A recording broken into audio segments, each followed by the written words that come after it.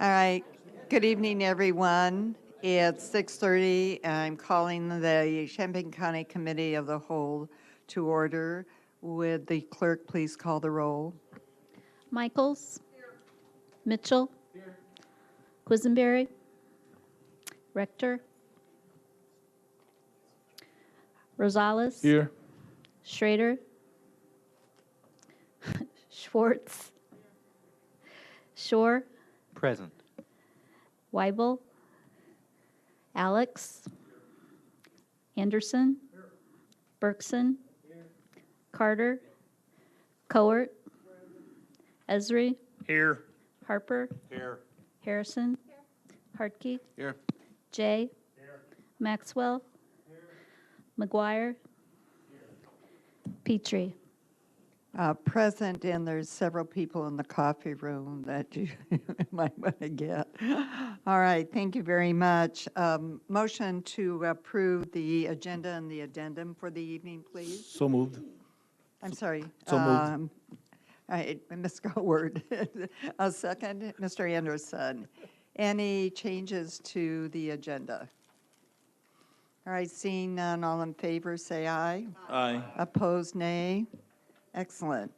And I will accept an omnibus motion for 3 sets of the minutes.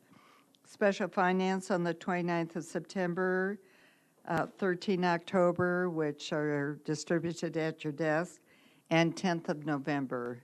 Mr. Jay and Mr. Mitchell, any additions, corrections to those 3 sets of minutes?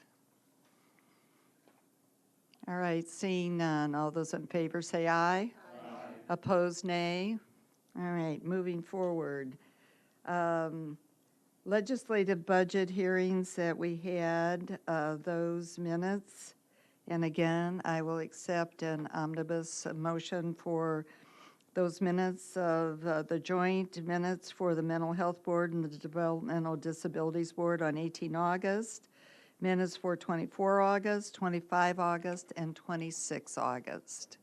Mr. Shore, thank you very much. A second? Ms. Berkson, any addition and corrections to those minutes? All right, seeing none, all in favor say aye. Aye. Those opposed, nay. All right, thank you. We have, I have 2 slips for public participation this evening. If there are any others in the audience who would like to speak, be sure to fill out a slip and bring it up here. For those who are new to our procedures here, each person speaking in the evening has 5 minutes, and we have set a total of 60 minutes for public participation. The first person is Rob Gorham, and as he's walking up to speak to us, I sent out to all of you a email message concerning his proposal for the Tuskegee Airmen, and that would, for the purpose of giving you all a heads up of what he wants to talk about this evening. Go right ahead.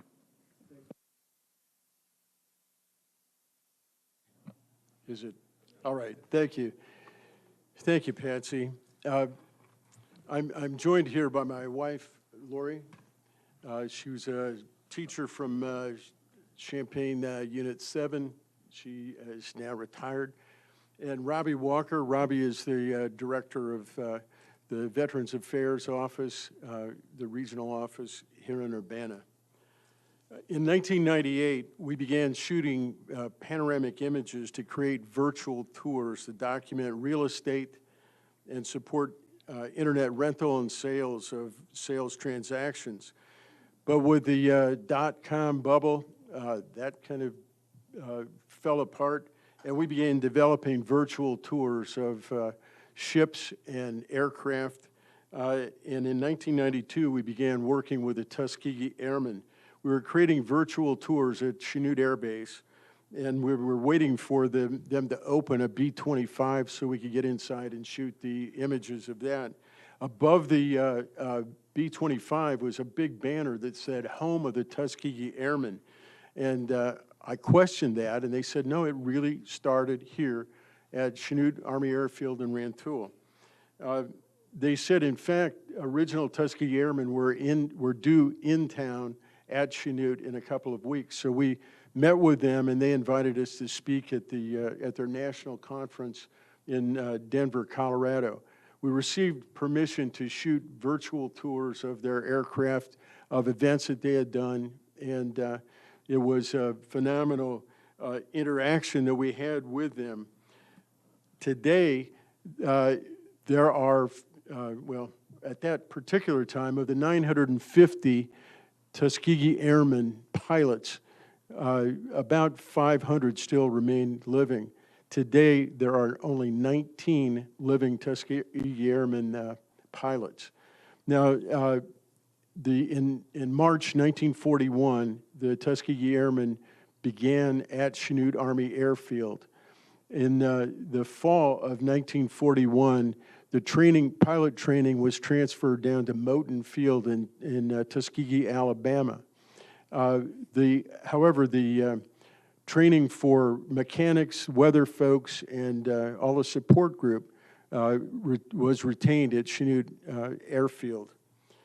What we'd like to do is try and recognize the role that Champaign County played in the history of black aviation. The President Roosevelt had determined that he would create a black fighter squadron, and the initial location for training was to be St. Louis.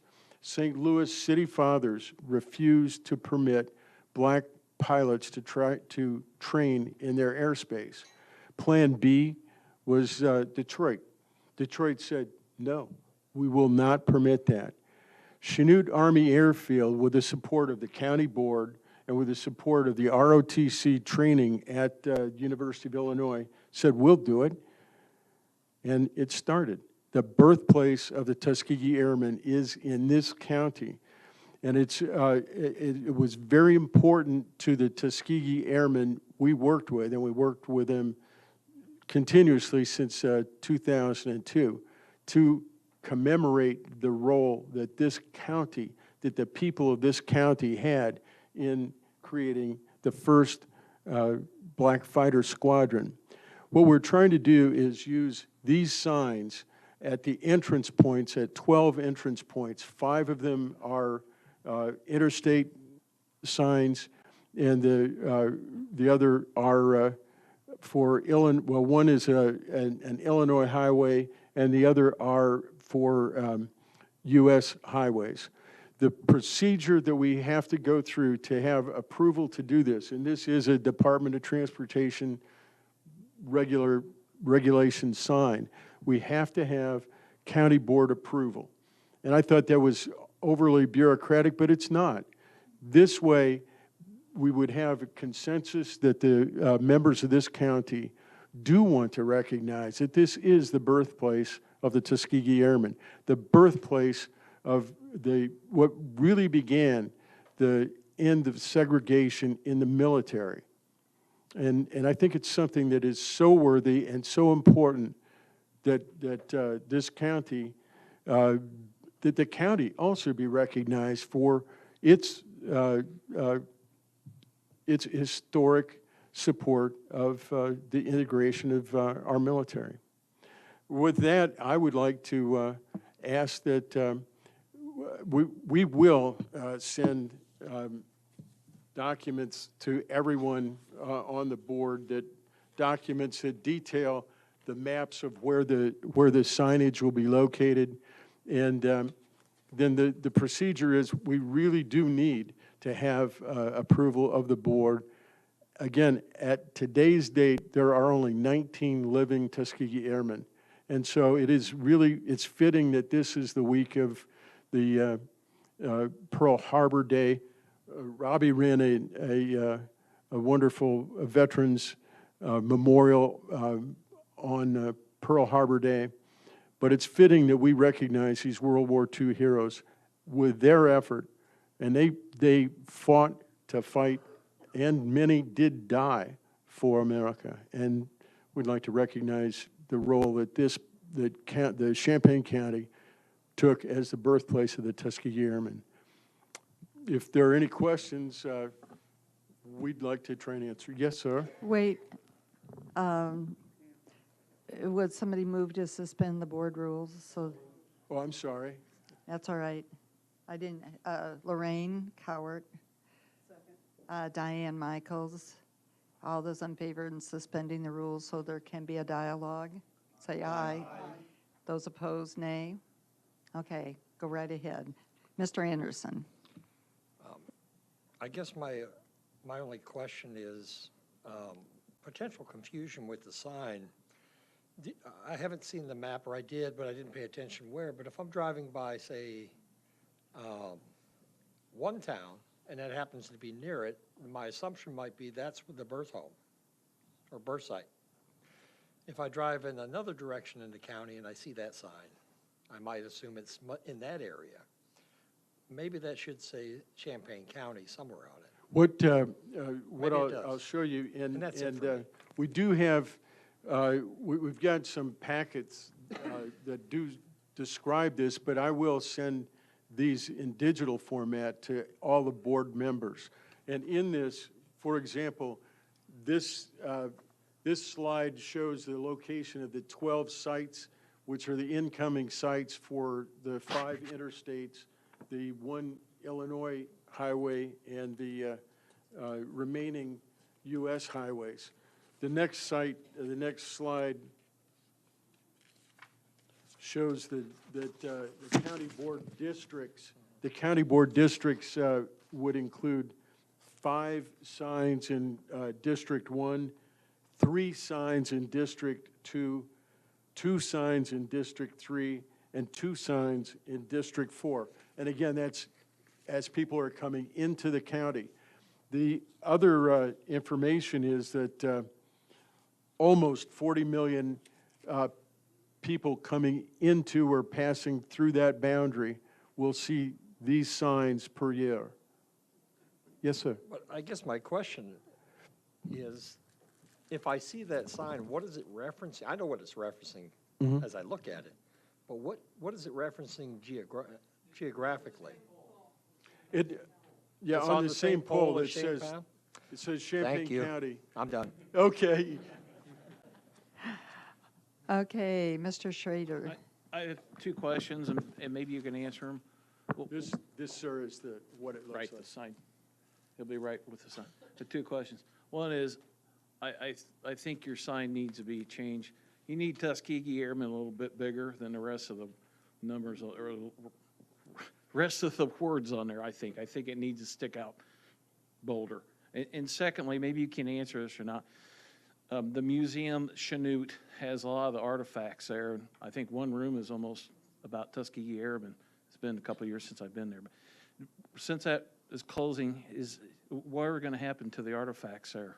Will they stay in county, or? To the best of my knowledge, it will not stay in the county. We were hoping that the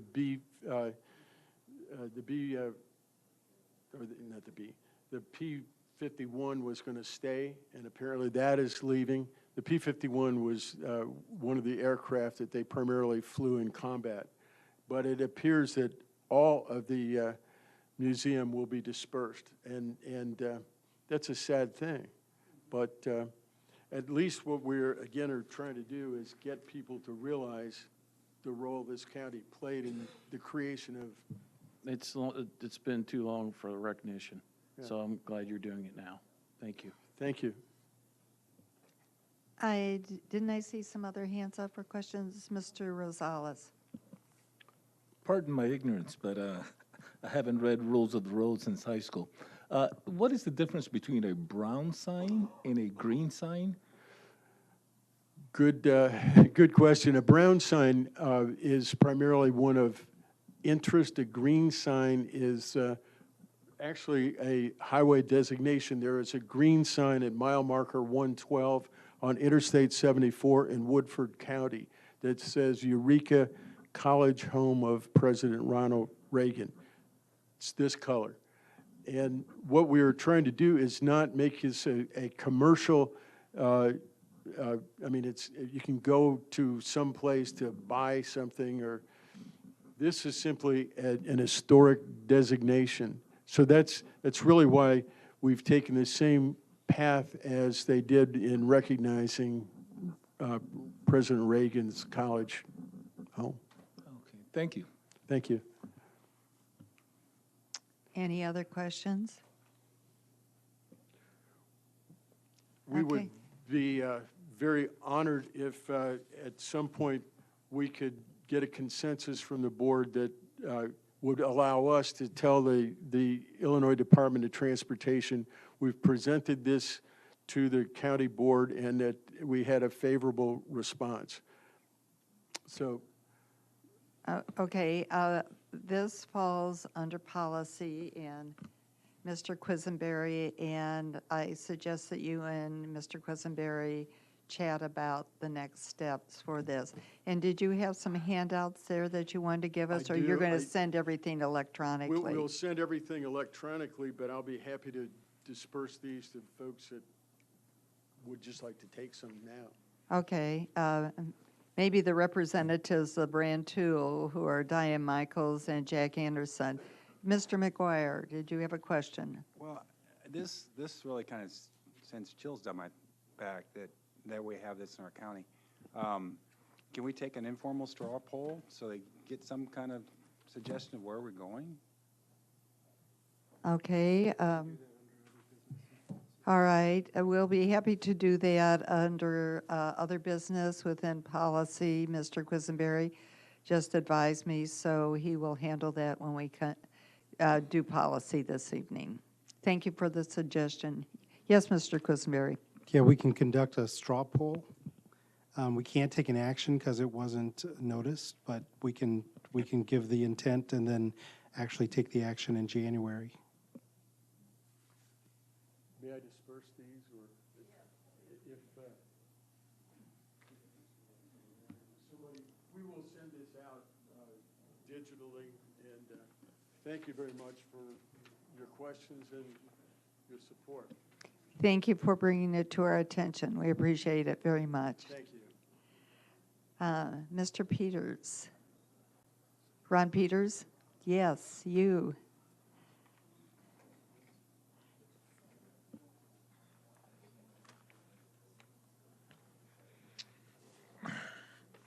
Am I on here? Yeah. Good evening. I'm Ronald Peters. I'm currently on the CU MTD Board of Trustees, but I am going off this month if this body acts to replace me. I would like to speak to some of the names that you have on your agenda for appointment to this board. I'd first later in your meeting, first like to report to you that Linda Bauer, who is the first woman to be chair of the MTD board in anybody's memory, is doing an outstanding job in that position. She brings had brought a lot of experience, having been a member of the county board, issues on taxation and budget making and whatnot, and has learned a great deal in her time on the board. And I would strongly urge her continuation in that capacity. The two Democratic folks at which you need to choose one. You have in my opinion, the advantage of having two very fine people to choose from, and you won't go wrong with either one. Each having strengths in their own capacity. Bruce Hannon is a professor emeritus of geography and a leader in ecology and issues. And he would bring a certain set of skills to the board. Paulette Coleman Peoples is a person from the community who I've known for many years. She's been on the staff of the Champaign County Healthcare Consumers, assisting low-income workers with not low-income folks, not workers, but family members with various health issues, getting them to health care and getting them help, and not only in health care, but a number of other aspects of their life. And she's well acquainted with the needs of the folks that come out of those communities. I would, if I were in your position, I would vote for her. But on the other hand, you can't go wrong with either of these two candidates. But I would strongly suggest that you give Paulette a close look. Thank you, Madam Chair. Thank you, Mr. Peters. Are there any others in the audience who would like to speak this evening? Seeing none, I will close public participation for this meeting. Are there any board communications? Mr. Quisenberry. I would just like to share with the board that the search committee has had its first meeting the search committee to find a new county administrator. Had its first meeting, and it looks like things are on track for us to get a packet and advertising out sometime next week, I would say, to advertise the position with a close date of, I believe, January 15th for applicants to get in. So that process is started, and as always, if you have any input or things you would like to share with me about the search, feel free to contact me. Thank you, Mr. Quisenberry. Any other communications? All right, seeing none, Mr. Alex.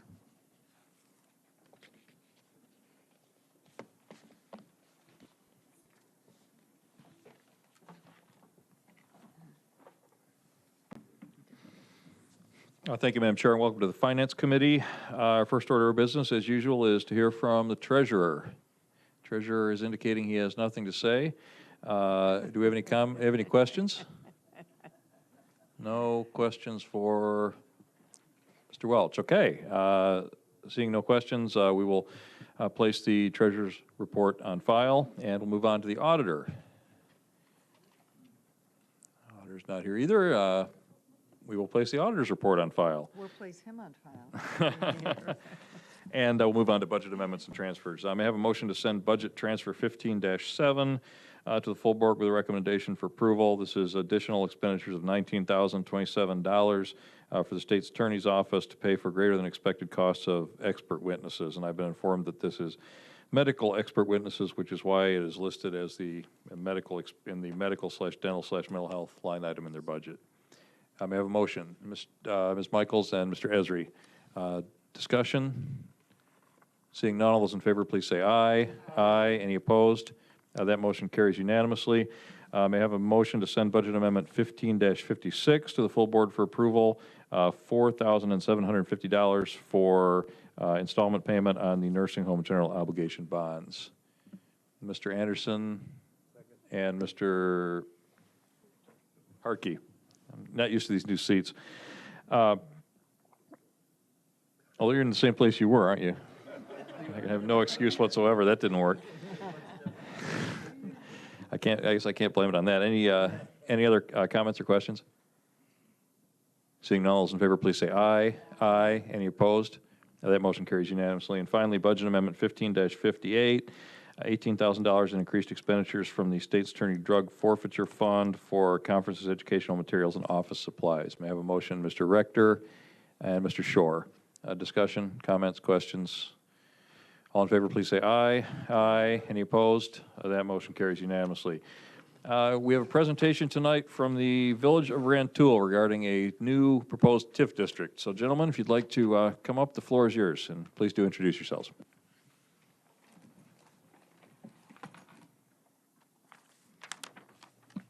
And there's a copy of the presentation in front of you. Thank you, Chairman. My name is Jeff Fagenshu, the Village Administrator in Rantoul. Mike Royce, Director of Economic Development, Rantoul. Thanks. And hopefully Mayor Smith will join us here in a minute. Thank you for the opportunity to address the board tonight. When I was hired last October, when I came on staff, one of the directions that our Village Board of Trustees gave me was to work with the mayor to aggressively try to grow the community of Rantoul, was specifically bringing in new business and trying to increase our property values. And so over the past year, we've had some successes in that area. We've got a new hotel coming to town, and we're working to bring in some new businesses. But one of the things that we want to look at doing is creating a new TIF district. There's a copy of the presentation in front of you, and the back page has a map of where that TIF district will be located in the community. It's on Highway 136 and in the intersection of Highway 136 and Murray Road in Rantoul, right next to the Days Inn, if you're familiar with the community. So we wanted to give just a short presentation on why we want to look at creating this TIF and take any questions that you might have and ask for your support going forward. Part of the presentation is just a TIF 101. I don't know if I'm happy to give a TIF 101. I'm sure everybody around the table is familiar with TIF, but we're happy to give a 101 if you'd like. But the main reason that we want to create this TIF and moving forward is to really try to increase property values in the area and redevelop that corner. In the last year and a half, we've had several inquiries about business expansion and relocation on that corner.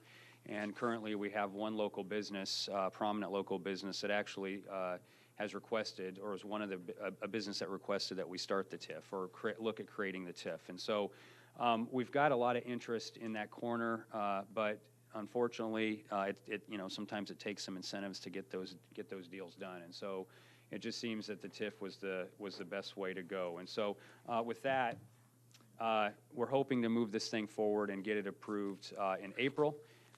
And one of the things I just wanted to briefly address, and I think it's a common misconception, and amongst other taxing bodies, and I know TIF can be a somewhat controversial subject, is the idea that the village, the city, or whatever, the municipal organization is taking funds from other government entities and utilizing them. And I guess what I wanted to clarify is that under this TIF and all TIFs, once it's created, a baseline will be set. And so all of the property taxes that the county and the schools, park district, all the taxing bodies are currently getting, they'll continue to get once that baseline is set.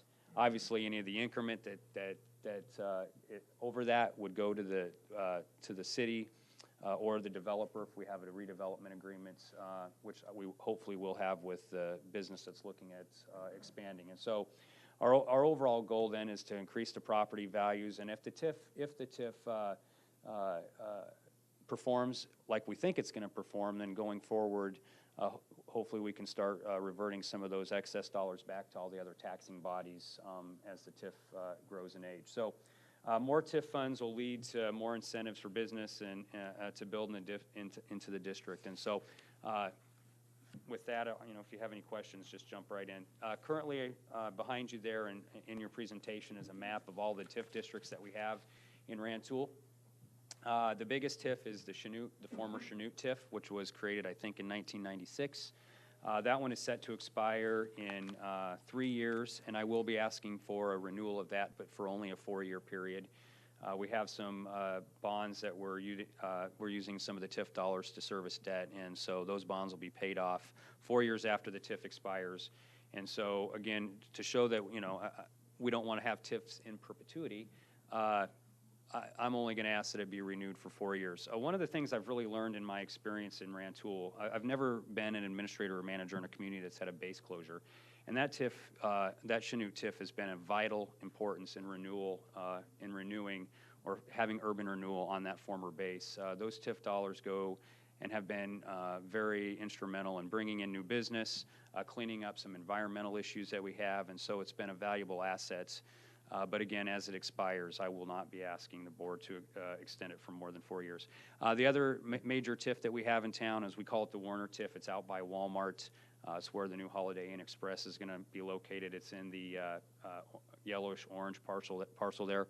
The other thing that we're utilizing those TIF dollars for when it actually starts performing is revitalizing our downtown. We have an older downtown, but we have a board and staff and residents who are committed to revitalizing that downtown. And so the hope is to use those TIF dollars that are generated out by the Walmart to reinvest and reinvigorate our downtown area. The third TIF in red is where BRG is located. That TIF was brought on right before I came on staff. That's been a great TIF for the community. It enabled us to bring BRG to Rantoul and expand, and hopefully they'll expand even further in the future. But that TIF is actually performing very well, and The village put in over $1.8 million in infrastructure to get BRG to locate there. So once the village is paid back, one of the things I'll recommend to the board is that we start paying back the other taxing districts the monies out of that TIF.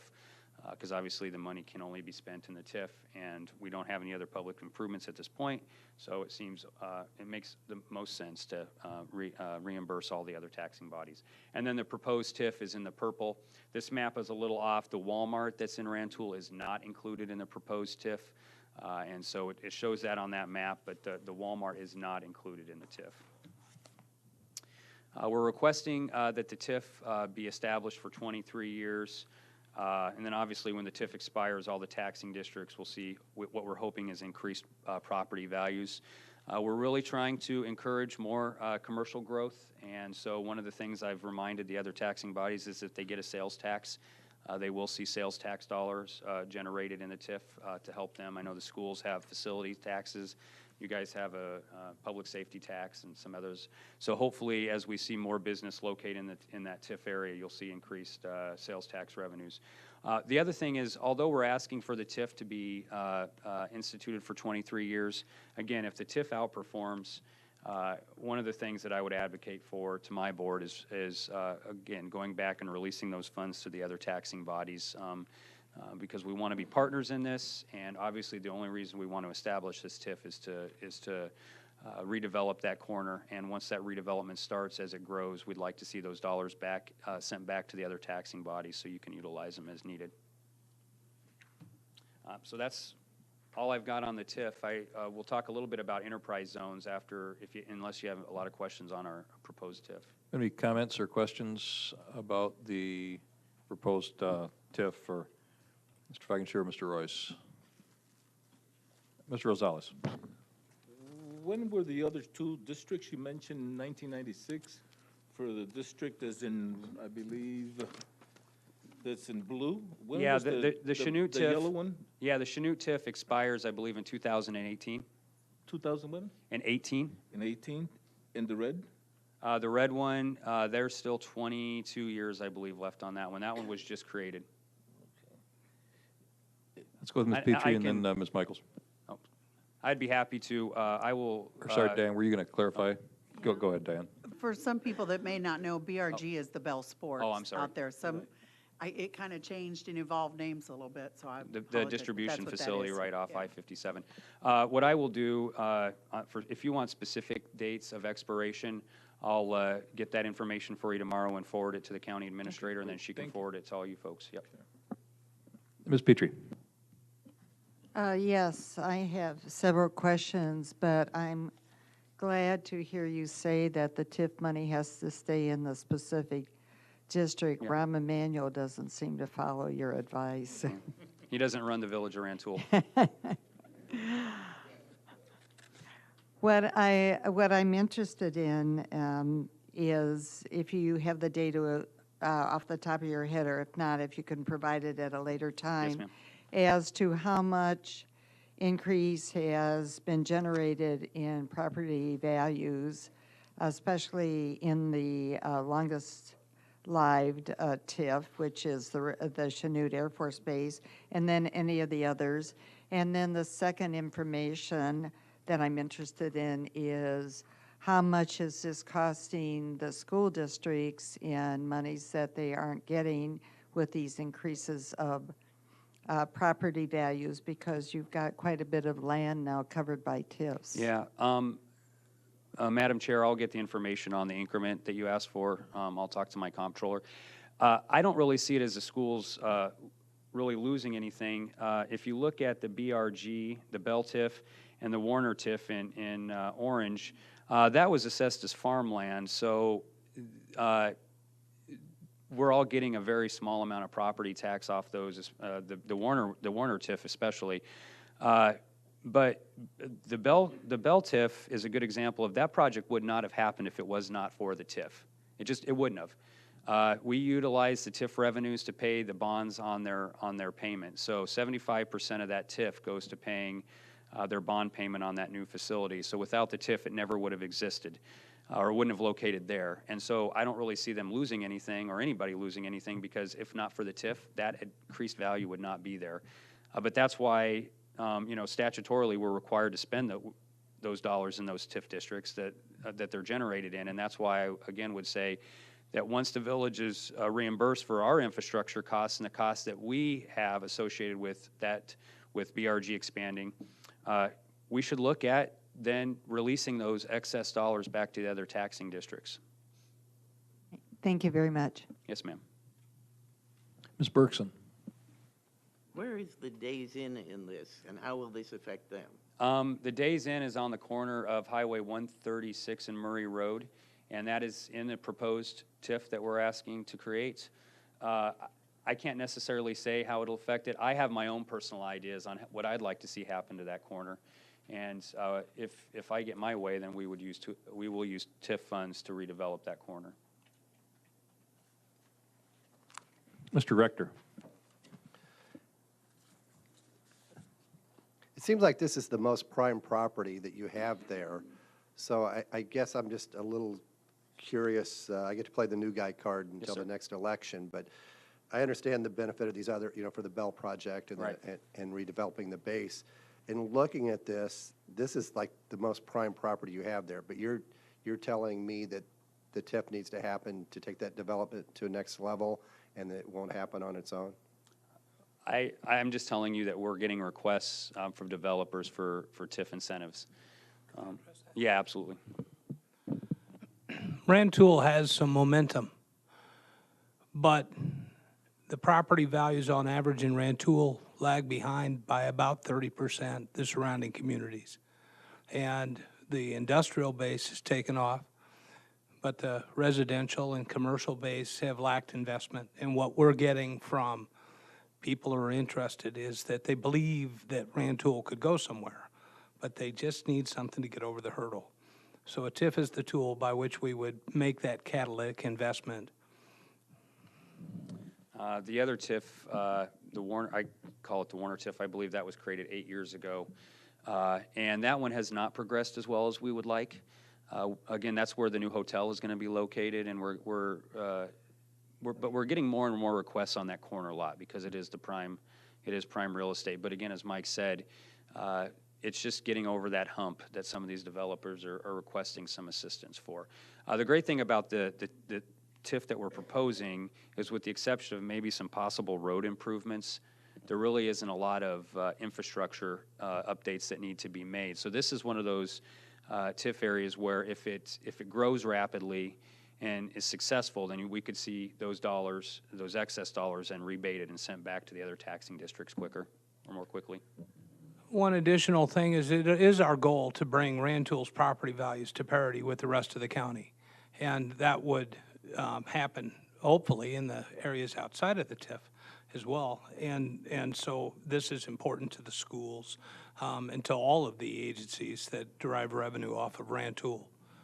And just one more point, Madam Chair, you had asked about the TIFs affecting the schools. The one TIF that we do have residential is the Chanute TIF, and we do reimburse the schools. They're made whole. So the schools receive over $400,000 from the village out of that TIF every year and are made whole out of that.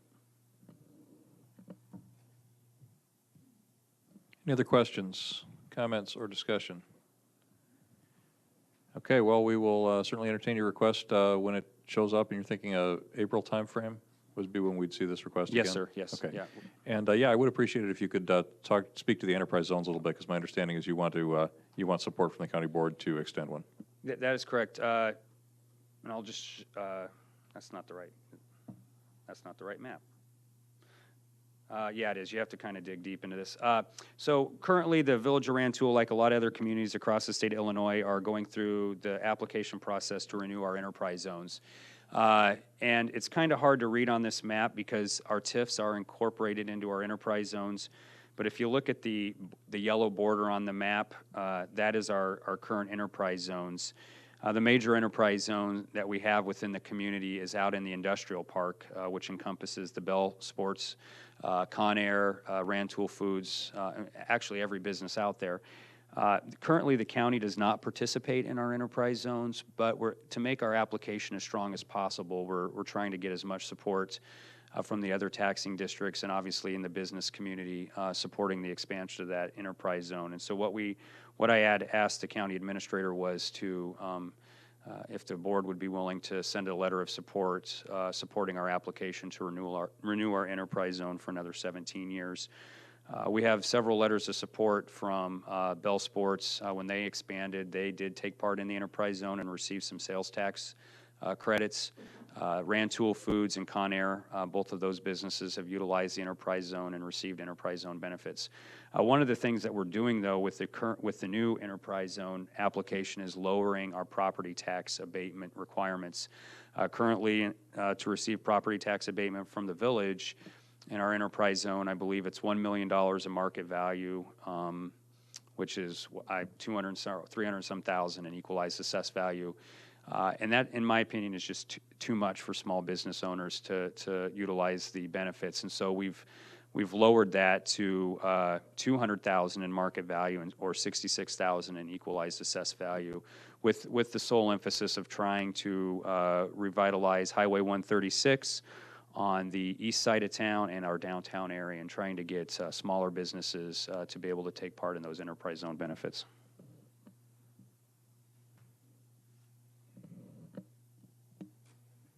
Any questions with regard to the enterprise zone? Okay, we don't have any formal action to take on the TIF district. We'll see a proposal on that later this spring.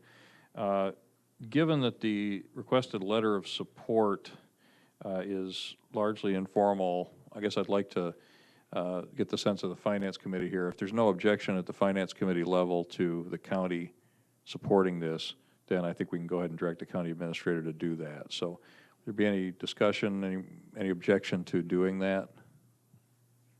Mr. Maxwell. No objection. Question though, we went through this process for Urbana and Champaign, didn't we? Are we talking the same thing? Well, not exactly, because there we were actually participating in the enterprise zone.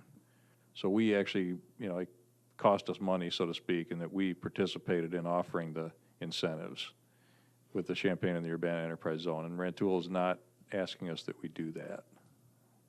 You currently are not participants in our current enterprise zone, and so with the TIF and asking you to support the TIF, it seems like an awful lot to come and ask for all those things, and so we're just asking for a letter of support as far as the enterprise zone goes.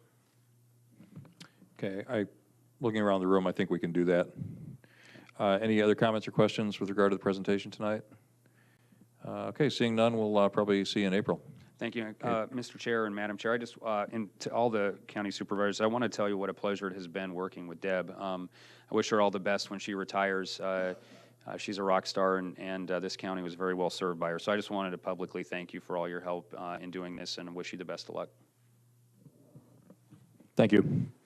I'll move on to the nursing home, which has a request for the issuance of revenue anticipation warrants and some information on general financing strategy. So if you'd like to come up and, even though we know who you are, introduce yourselves for the record and let us know what you want.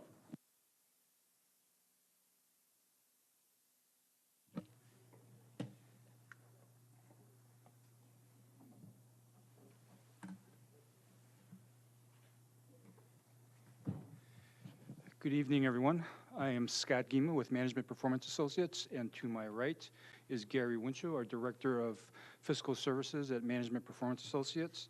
And what you have in your packet, I believe that starts on page 86 through page 120, is a copy of a proposed resolution for the revenue anticipation notes, as well as the actual revenue anticipation note documents. And what you have had previously, and starts on page 112, is a copy of the executive summary that I have previously presented to you with the background information on the revenue anticipation notes and our proposed request.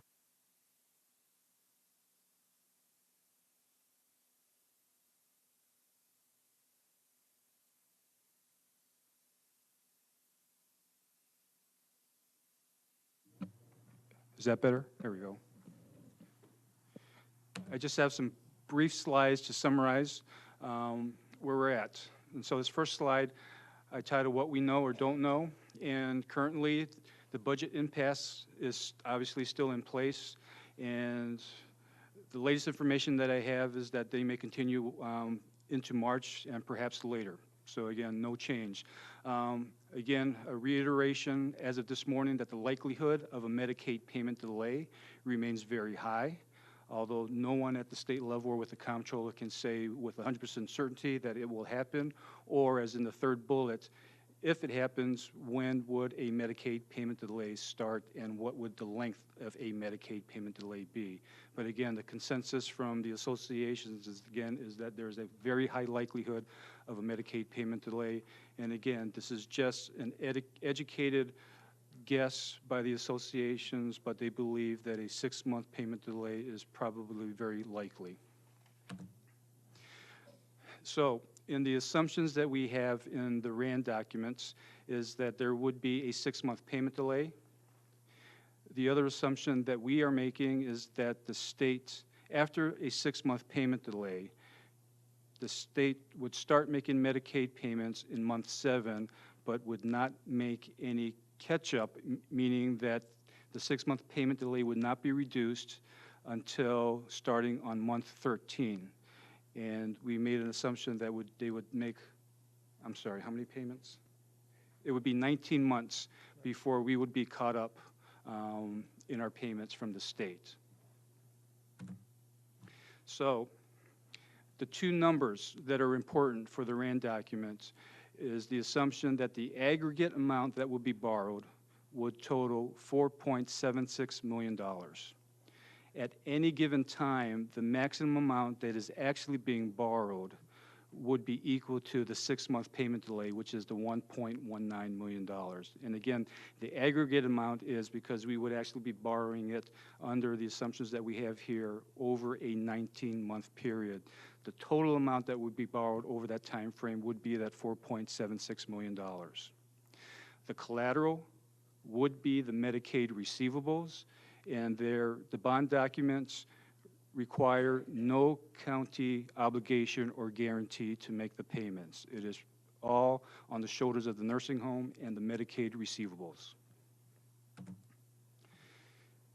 So finally, we are asking for the county to approve to issue the RANs or to agree with the documents that you have in place. And one thing I want to point out is that there are a number of dates that are in the bond documents, and we will revise the documents with removing the dates with blanks because, again, we don't know when we will need the RANs, but we will be making that adjustments in the documents in time for the county board meeting. The RANs will be issued if there's a payment delay. We have to wait for 2 months before we can issue the first RAN. And again, we are going to be issuing these in 2-month increments. So again, we have to wait because we actually have to provide with the RAN documents evidence of the receivable, which would be what we call a prepayment report. And so we would have to wait for 2 of the prepayment reports to be included with each RAN that is issued. But again, we are asking for the county to consider the documents, even though we don't know when we're going to need the RAN documents, but we want to be proactive so that we can test the market to see if there will be any lending institutions that would be interested in taking advantage of the RANs, and so that we would have a plan in place when there is a payment delay. Okay, so just to clarify, you're before the board now asking for the authorization essentially to negotiate with banks or investors such that if there is a delay of more than 2 months of the Medicaid receivables, they would basically loan you money against IOUs essentially from the state, commitments from the state to pay someday. Correct. Is that correct? And the timing is such that if it's approved, if the board approves this, you would immediately start testing the market, although you wouldn't anticipate actually having to borrow anything for, well, at least 2 more months. right? I mean, their payments are up to date now, right? Yes, right now Medicaid payments are happening on a monthly basis, Okay. and they're basically 30 days out. Any questions on the presentation? Ms. Schwartz? So two questions. First, I'm not sure I understand. So the 1,190,000, you said that's the most you have outstanding. So where's, the other one seems like a 4-time multiple of that. So what are you saying, that you're going to borrow that and then you're going to renew it? What do you mean by a total 4,760,000? Is it simply 1,190,000 for longer term? No, actually, it's the outstanding amount, the 1,190,000 would be the outstanding amount at any given time, because under the assumption, the state is paying us back. And since under the RAND documents, money you receive has to go to pay the RAND off, the initial one, you have to keep borrowing until county actually catches up.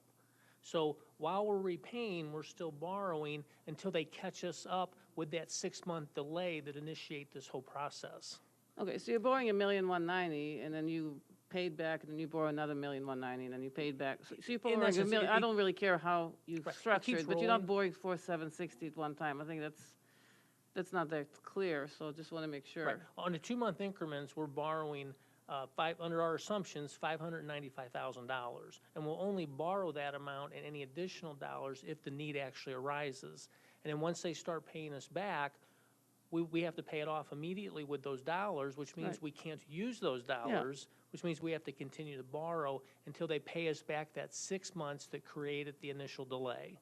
Okay. So it is a little confusing, but the aggregate amount really is just under 5 million, but only at one point we would have outstanding, the 1.2 million. Okay, and then I thought you said that we can withstand 3 months, and you don't expect it to really start until January. So you're not really going to start borrowing in 2 months. You're going to start, I mean, you're testing it now, but you don't really expect to start borrowing until April or May? Is that right? We really don't know Right, when but the payment what you delays. think. So, I mean, if, let's say, we didn't receive a payment in January, then we would wait until February and have the prepayment report, and then probably in March. Okay. We can actually probably realistically, I think I also presented that we could handle a 3-month 3 payment months, right. delay without issuing the RANs. So we will probably wait to see what happens in March, and if we're not paid for March, then we'd be ready to go to the market and issue the RANs in month 4, basically. Okay, and then what you negotiate with the banks now is, are they locked in? I mean, not really, right? So let's say they told you tomorrow, yeah, we're going to go ahead and do it, but in April they might say no? I mean, can you really secure it? Like, it's not really line of credit, but how much confidence do you have that they, because we have all these other things we're talking about, borrowing against many other things, so you might want to borrow it tomorrow and they say fine, and then you come back in April and they say no. I mean, do we have any way to secure it? At this point, No. we don't know. Okay, thanks. The main objective here is to be proactive. It's something we're not sure the banks are going to willingly do or want to do. We tested the market several years ago. We did get one bank interested, but we want to be proactive. We don't want to wait to the last minute and have 2 months to absolutely find something and not know what's out there. So if we're being proactive now, if it never happens, fantastic. That would be our best wishes, that we don't have to do this. But we have to be responsible. We want to be proactive, and that's what this will allow us to be. And But just to clarify, I'm going to get Jim McGuire here, but to clarify something that Ms. Schwartz, I think you told Ms. Schwartz, you would essentially not, I mean, you're saying basically you can't issue them unless you've seen a 2-month payment delay already. How does that interact with the fact that you would plan on going for 3 months? I mean, would you intend to go for 3 months before you borrowed, or as soon as you go 2 months without being paid, would you borrow? I mean, I guess it's only 1 month difference, so it may not be that significant. I'm just curious what your thinking is there, and then we'll go to Mr. McGuire after you answer that. I think, like it happened in 2011, it's going to be a very fluid environment. So we're basically going to have to see what kind of response or information that we get from the comptroller or from HFS in terms of what they think. And again, if there are indications after month 2 that the state says, yeah, this payment delay is going to continue, then we can move forward with the RANs. But if they tell us, well, maybe we're going to make a payment in month 3, then perhaps we can wait. And again, in addition to the revenue anticipation notes, we would also have to slow down some of our vendor payments in addition. So that gives us a little bit of flexibility to play with the 2 or 3 months. Okay, thanks, Jim. I guess I have some questions about the steps and then how much you borrow. So you go and do this search with the banks. Do you come back to us before you start borrowing, or once we make this vote and make this determination, you can borrow as you determine you want to? Correct. We would like to have the approval for these documents, which means that we can now go to the banks and say, county board has approved these RAND documents, and now the banks have something that they can respond to without believing that we may change the RAND requirements. So in essence, that would allow us to issue the RANDs when we need it. Okay. I want to add something to that, and that's under this structure, it is limited to the amount of the dollars, the aggregate amount that we're listing, and we cannot just do it when we want to. We have to have a 2-month delay so that we have the receivables in hand. So by the structure of this document, when a negative cash flow situation exists, then by your approval, we'll be allowed to go out. It doesn't allow us to go out and get money and to borrow just when we want. It has to be under the guidelines of the document, and that's when there's a need, and it has to at least be a 2-month delay of cash from the Medicare system, Medicaid system, sorry. But we're currently under some delay in payment, right? So, I mean, yeah, we haven't received some funds from Medicaid at this point, right? Not the ITG part. Well, there's the IGT. Right. I mean, so, and that may be in the document that that's different than what you were discussing. But Medicaid could slow payment of some portion of the Medicaid payment, and under the document, that would still set the document off for a RAND. I mean, you would have low payment.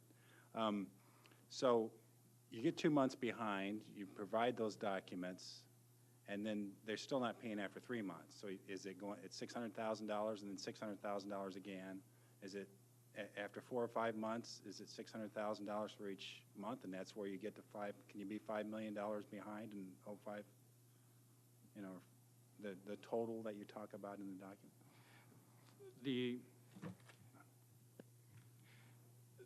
The second bullet, the maximum outstanding, the $1.2 million equals a 6-month payment delay.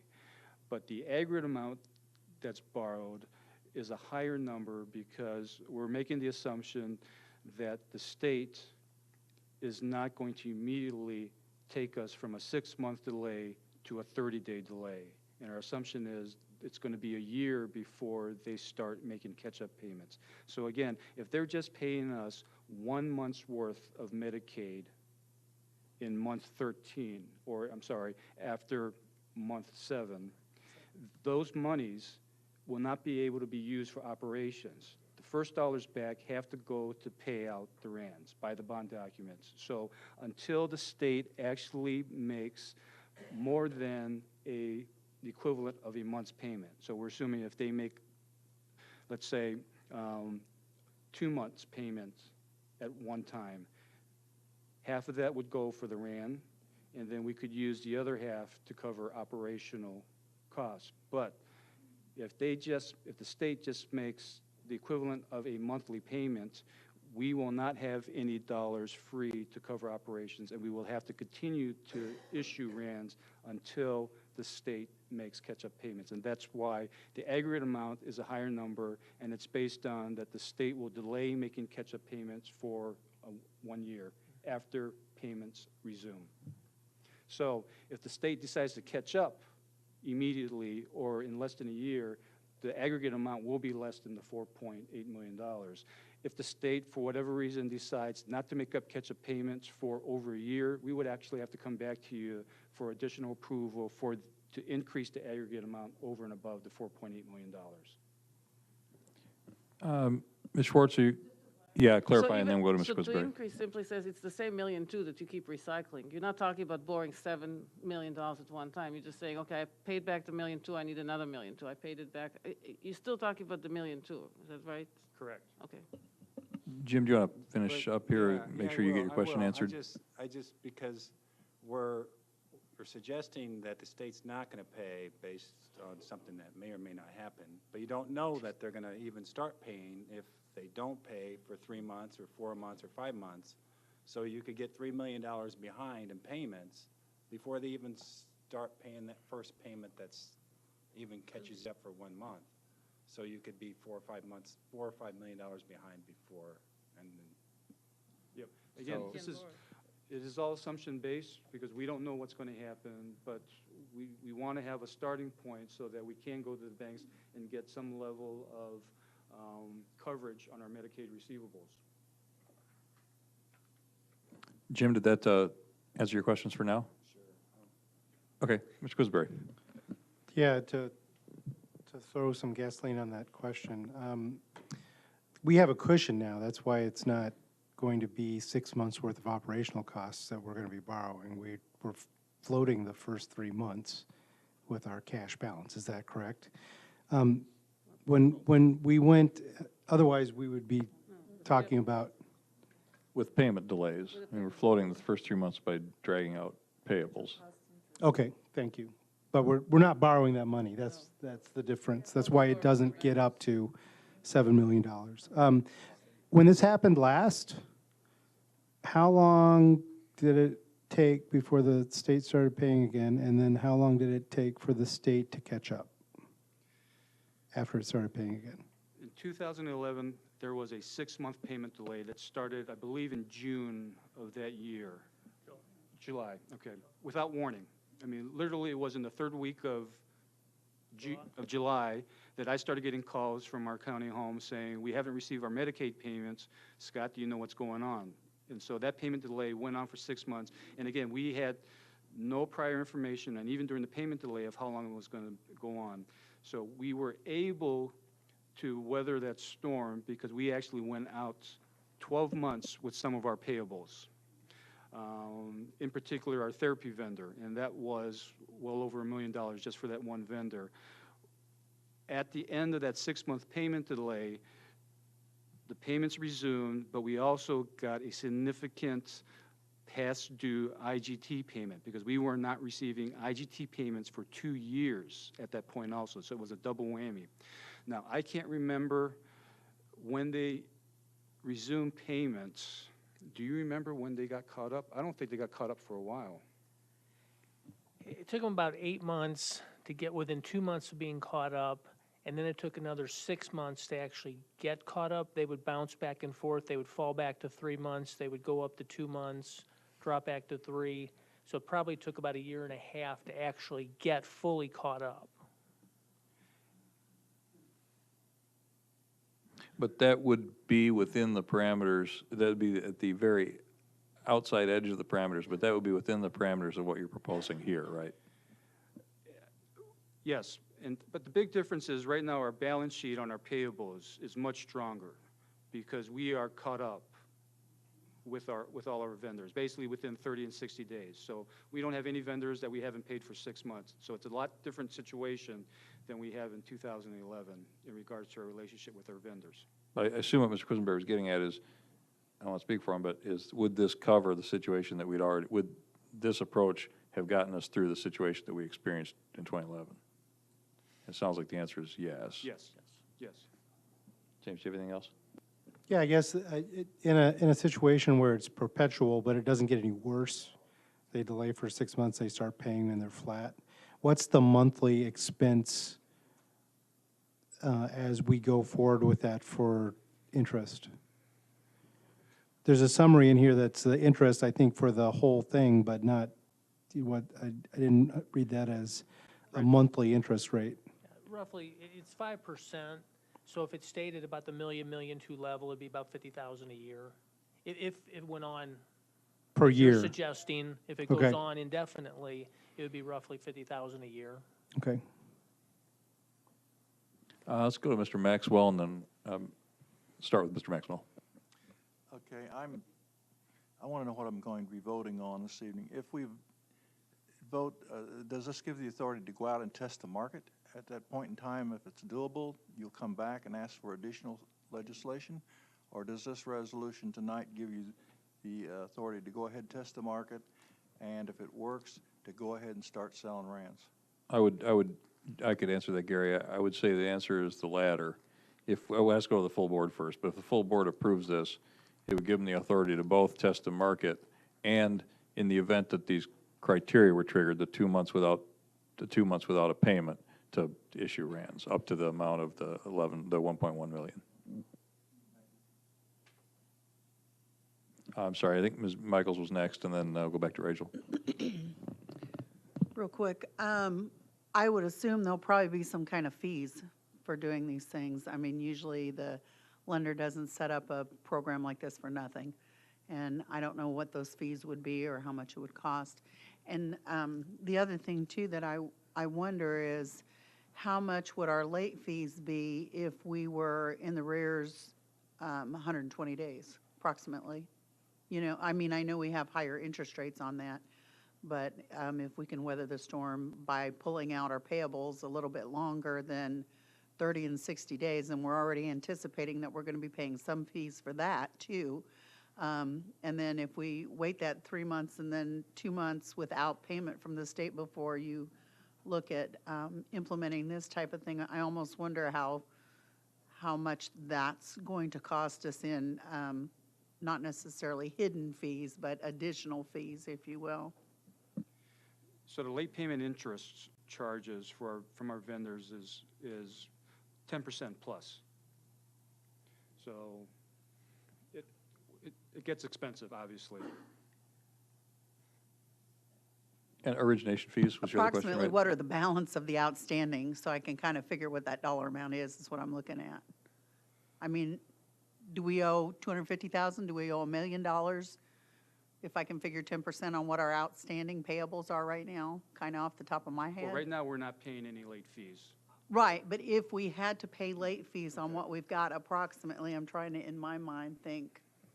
Well, if you had to pay on what we couldn't afford to pay because we weren't getting this Right. money, it's the same. It's the 1.19 million. It's the 1.1 Okay. million, right? And that's a 6-month approximately, okay. Right, okay.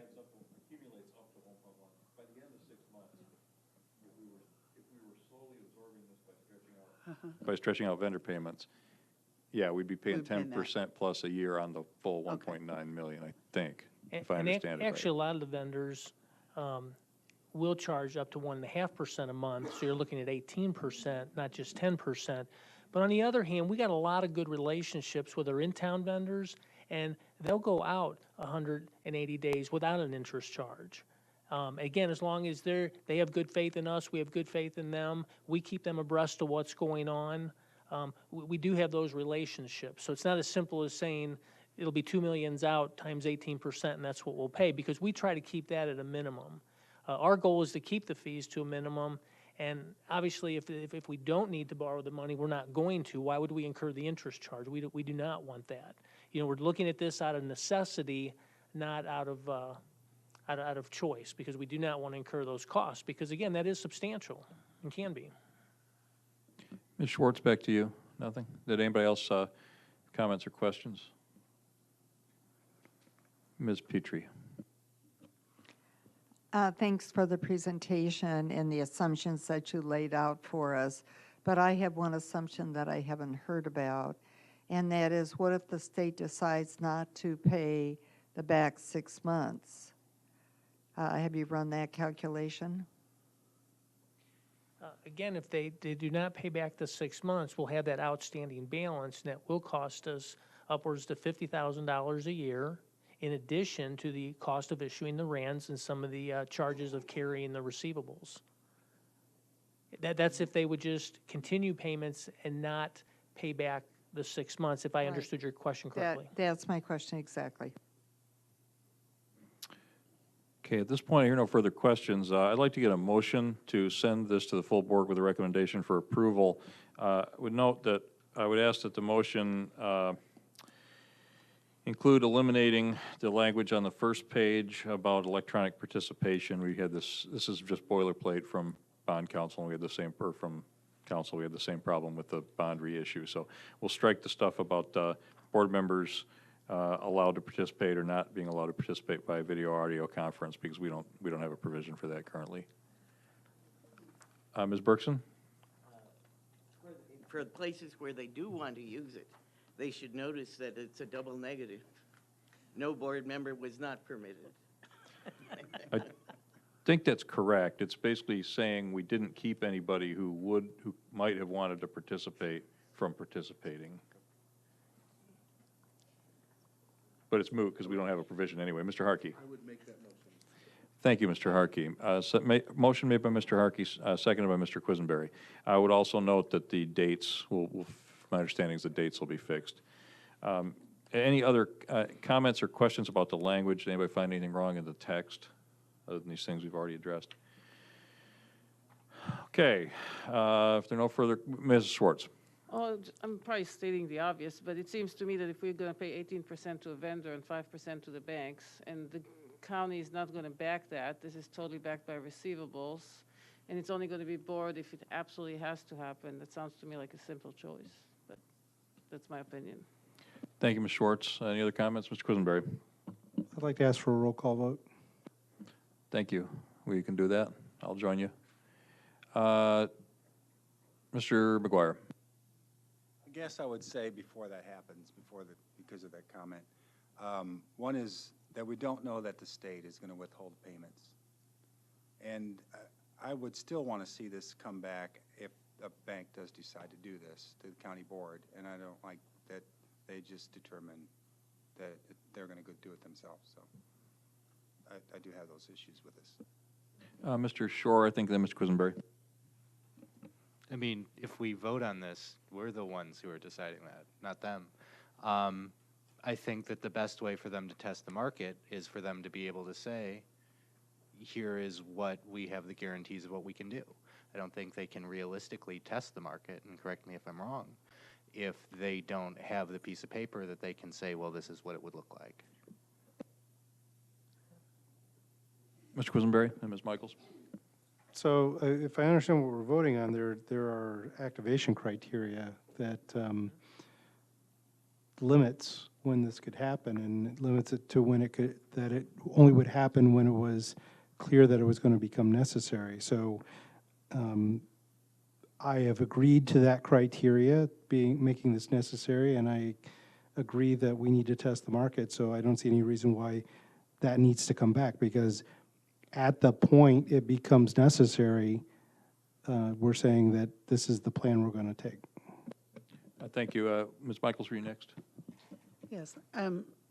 Question for the gentleman. Do you have other nursing homes that you manage that are also looking at this as an option?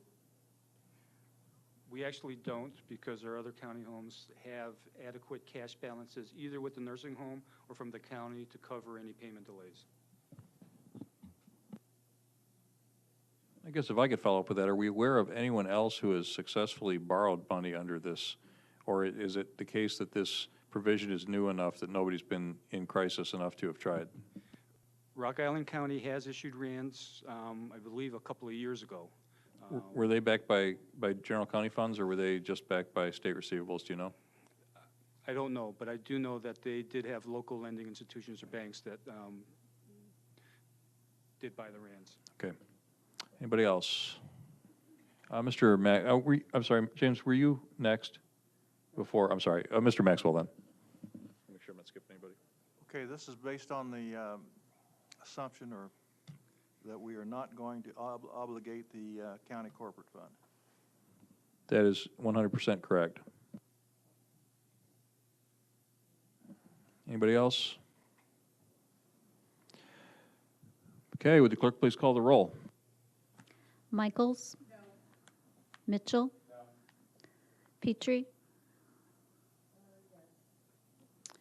Quisenberry? Yes. Rector? No. Rosales? Yes. Schrader? Yes. Schwartz? Yes. Shore? Yes. Anderson? Yes. Berkson? Yes. Coert? No. Esri? Yes. Harper? No. Harrison? Yes. Hartke? Yes. Jay? No. Maxwell? Yes. McGuire? No. Alex? Yes. Okay, that motion carries, and we get to do this again next Thursday. Thank you, gentlemen. Thank you.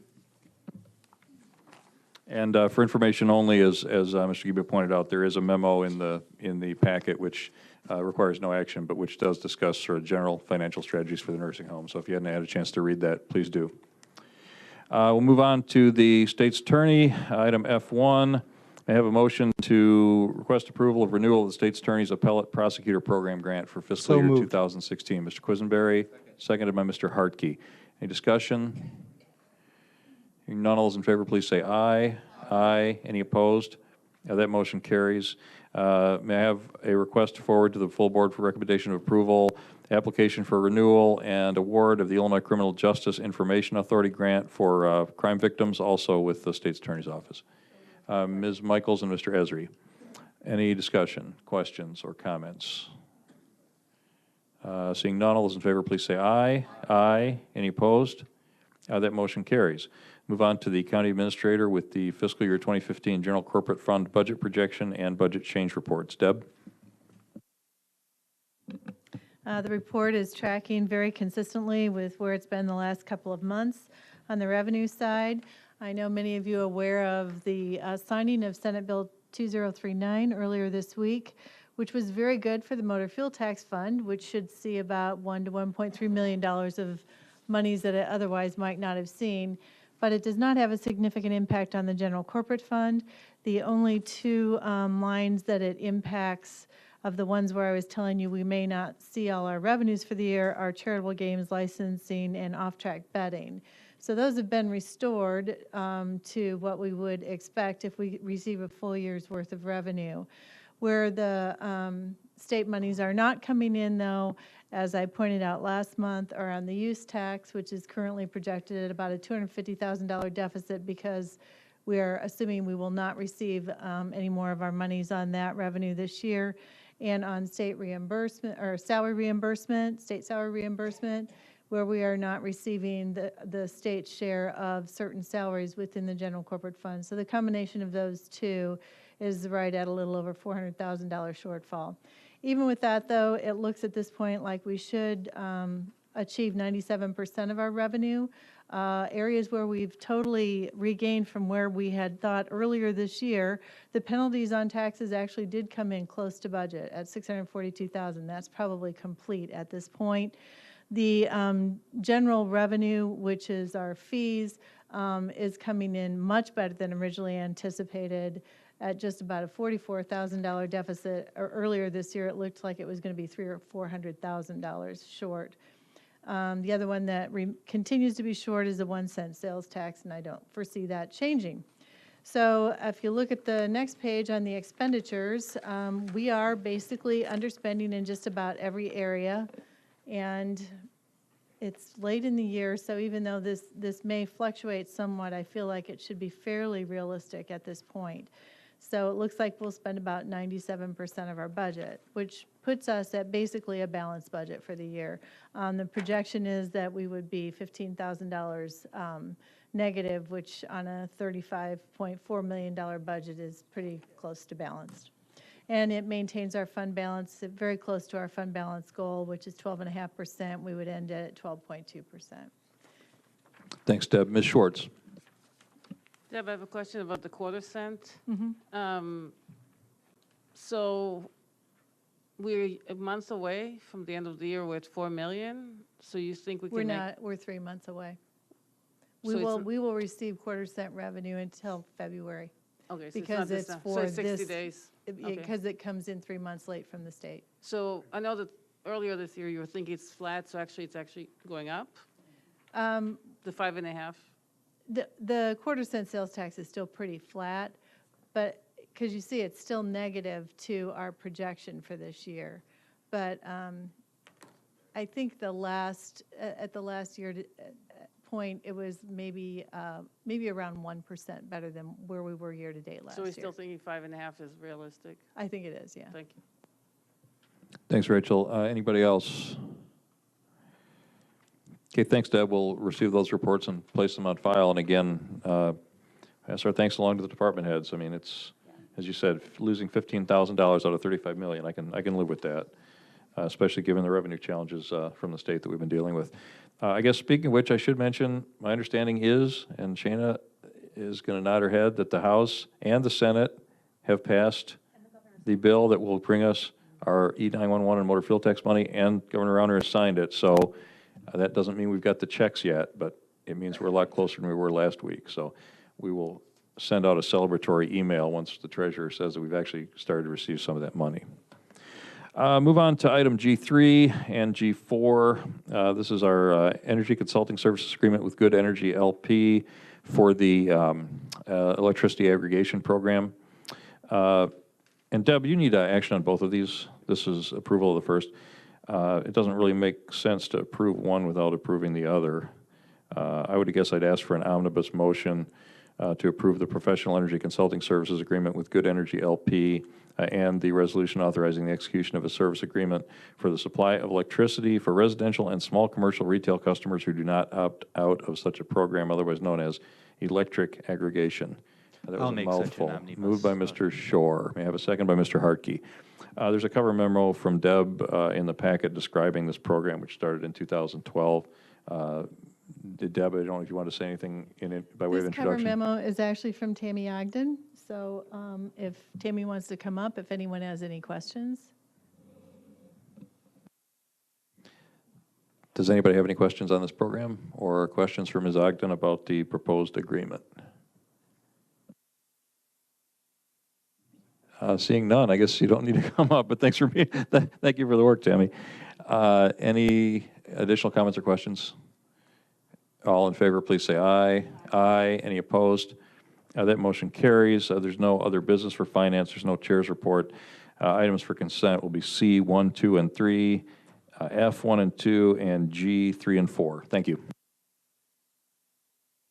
Thank you, Mr. Alex. Mr. Quisenberry.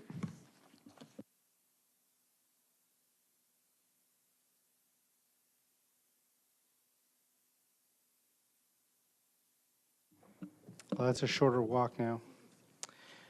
Good evening, everyone. For policy, personnel, and appointments, we will start out with appointments. The first item on agenda was for the Mental Health Board. Patsy, are you ready to make that appointment yet? No, we will handle this at the county board meeting. I'm still interviewing our abundance of candidates. It's nice to see that we have 7 people stepping forward for these 2 vacancies. So with the consent of the board, you can expect that we'll have to move to suspend our rules at the full board meeting to take up that appointment. Moving on, for the Champaign-Urbana Mass Transit District Board, we have 2 terms that would run January 1st, 2016 through December 31st, 2020. And please note that there is another applicant on your addendum. Madam Chair. Yes, the 2 appointments that I'm putting forward are Bruce Hannon and Linda Bauer. Thank you. Do I have a second? Ms. Michaels seconds. Do we have any discussion or questions? Ms. Petrie. Just an explanation on, to remind you that the 2 vacancies, one was for a Republican and one was for a Democrat. That's by statute. By tradition, there is a effort to make a geographic balance, and Linda Bauer is an Urbana resident and Bruce Hannon is a Champaign resident. I also want to point out for everyone that I was not able to interview Ms. Peoples. Ms. Rhodes made every effort possible to make contact with her and to set up an interview time, and that did not happen. I respect Mr. Peters' recommendation, but I wanted him to know that I was not able to ever make contact with her. And then you have a candidate on your addendum, and that candidate turned in the application 2 weeks after the deadline, but I did, as a courtesy, meet with him at 7 o'clock this morning to talk with him about his candidacy. He is certainly very knowledgeable individual and has attended all of the MTD board meetings this past year. And just to remind everybody that next year, there will be one vacancy, and that falls to a Republican next year. All right, thank you. Other questions or comments? Seeing none, all those in favor say aye. Any opposed, say nay. That passes unanimously. Next, we have an appointment for the Rural Transit Advisory Group, term from January 1st, 2016 through December 31st, 2017. Madam Chair. Yes, it's Caitlin Cost. Can I have a second? Mr. Esri seconds. Any discussion or questions? Seeing none, all those in favor say aye. Any opposed, say nay. That also passes unanimously. Finally, for appointments, we have a Union Drainage District Number 2, St. Joseph and Ogden, for a unexpired term from starting or ending in August 31st, 2017. Daniel Ditzman. Mr. Esri seconds. Any discussion or questions? All those in favor say aye. Any opposed, say nay. That also passes unanimously. You have in your packet the county clerk's report for November. Clerk is not here, so you'll have to send any questions. Okay.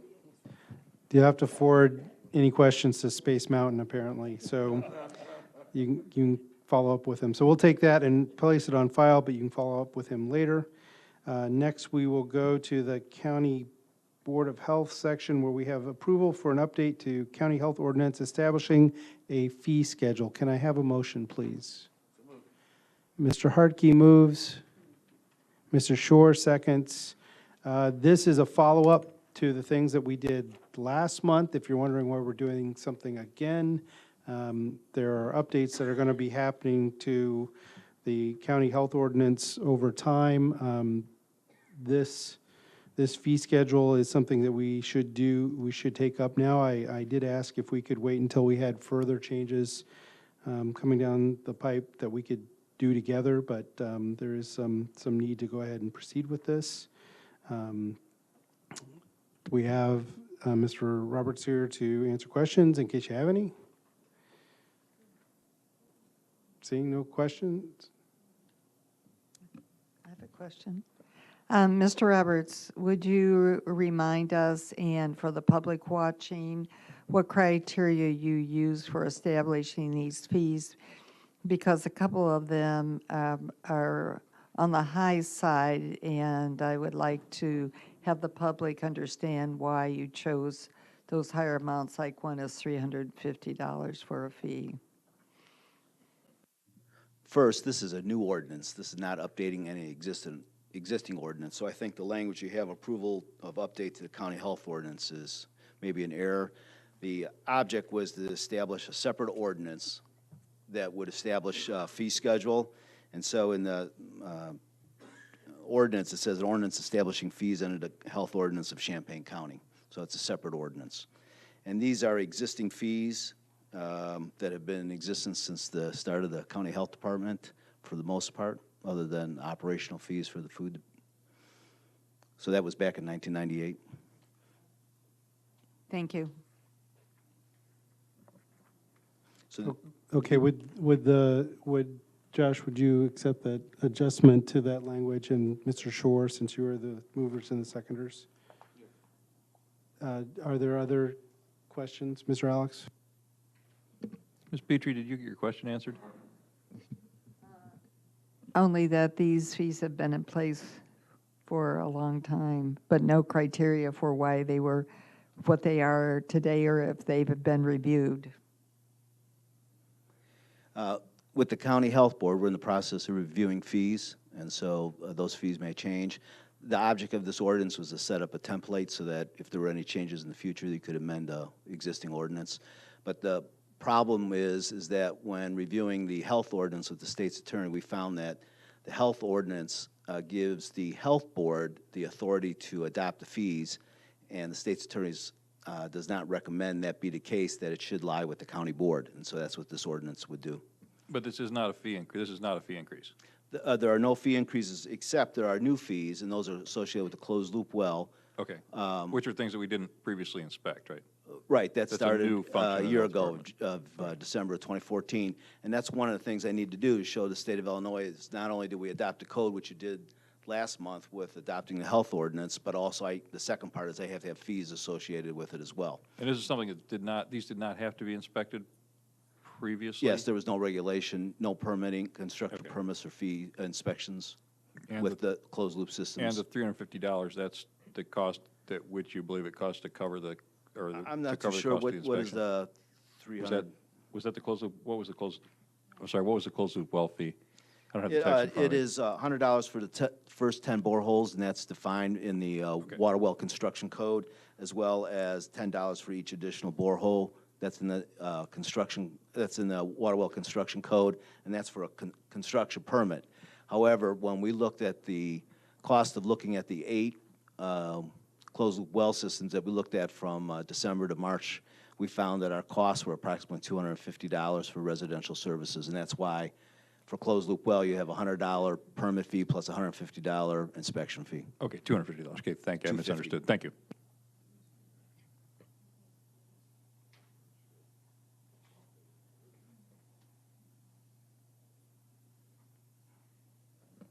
Okay, Mr. McGuire, Patsy, you'll be next. Refresh my memory on all these fees, because I don't remember this fee schedule, the original fee schedule. The above 50,000 square feet was $500 before? That's correct. Okay. And that was Because there was an additional list of fees that you were talking about for future changes. for the future. At the county Board of Health level, we've been talking about different fees, but this is what you adopted back in 1998. Okay. And for the different amount for new construction is basically if you have a larger place, there's more equipment, more things to look at. Okay, Ms. Petrie. Okay, I need a slight clarification as to the advice of our state's attorney. The county board is the one to approve these fees, yet we're being presented fees from several decades ago and no clarification as to any of the criteria of how these fees are established. And if we pass this ordinance, it's just what, a template, because there will be adjustments and changes down the line of further decisions of the County Board of Health?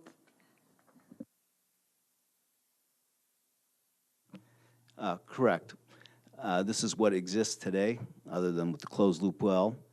And at the County Board of Health level, we are looking at the fees that we charge today, and we're doing it by looking at what it costs us to perform the services. Ms. Michaels. I think you just answered it. On page 222 and 223, which is the ordinance I'm looking at, the only thing that's new is letter E, section B. That's the only part that's new on here? Because I'm getting kind of confused here. That's correct. And then also something on the original schedule of fees, which the Board of Health approved in March of 2010, was to have water well testing fee as a service, and that was the $49 for both testing for coliform and nitrates. And starting January 1st, the Illinois Department of Public Health is no longer doing nitrates. So in discussion with the County Board of Health in November, it was decided to keep the fee the same, but just to clarify that it was for coliform only. Okay, so everything's the same except for B and C on E. Correct. Okay, thanks. Okay, Mr. McGuire. When you look at 220 and 221, it's just a sheet they would hand out what the price is on it, and now we're moving to a formal ordinance, and that's the difference. If that helps explain what's happening, and then some additional. Thank you. Mr. Alex. I guess I'd just close by saying, I mean, obviously, this is essentially just a technical change in how we're drafting the ordinance, so I'm fine with it. But I would certainly encourage the Board of Health to to review these fees on a periodic basis. I mean, nobody wants to raise fees, but on the other hand, you know, it's better to raise them gradually with justification for how much it costs to provide the service than to get into financial trouble down the road and have to, you know, make substantial increases. So I'm glad to hear that there's a process of reviewing these, because if these fees have really been the same since 1990-something, it's probably time to look at them. Yeah, I know it almost never happens, but sometimes technology makes it cheaper to do things and you could lower a fee, but. So I hear. All right. Seeing no other questions, all those in favor say aye. Any opposed say nay. That motion passes. Thank you, Mr. Roberts.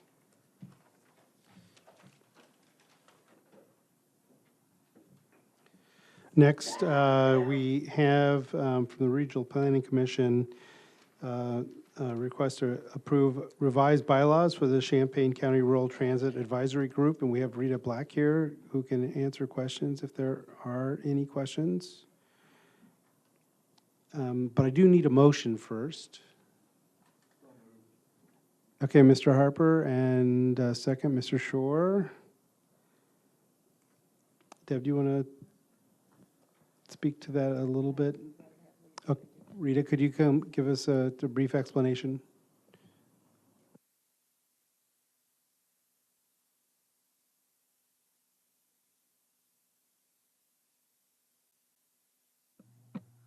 Thank you for your patience.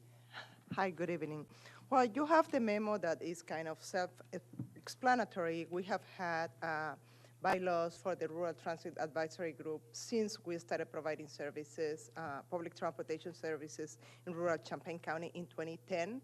And we just looked at the bylaws and found out that there were changes that were needed, beginning with the change on the provider that used to be CRIS and now is CUMTD. Then we reviewed the bylaws and we did the changes to the bylaws, brought the bylaws to the Rural Transit Advisory Group, which is the group that oversees the operation, and they approved the changes at the meeting that we had last month, and then from there we are bringing the bylaws here to be approved by the county board.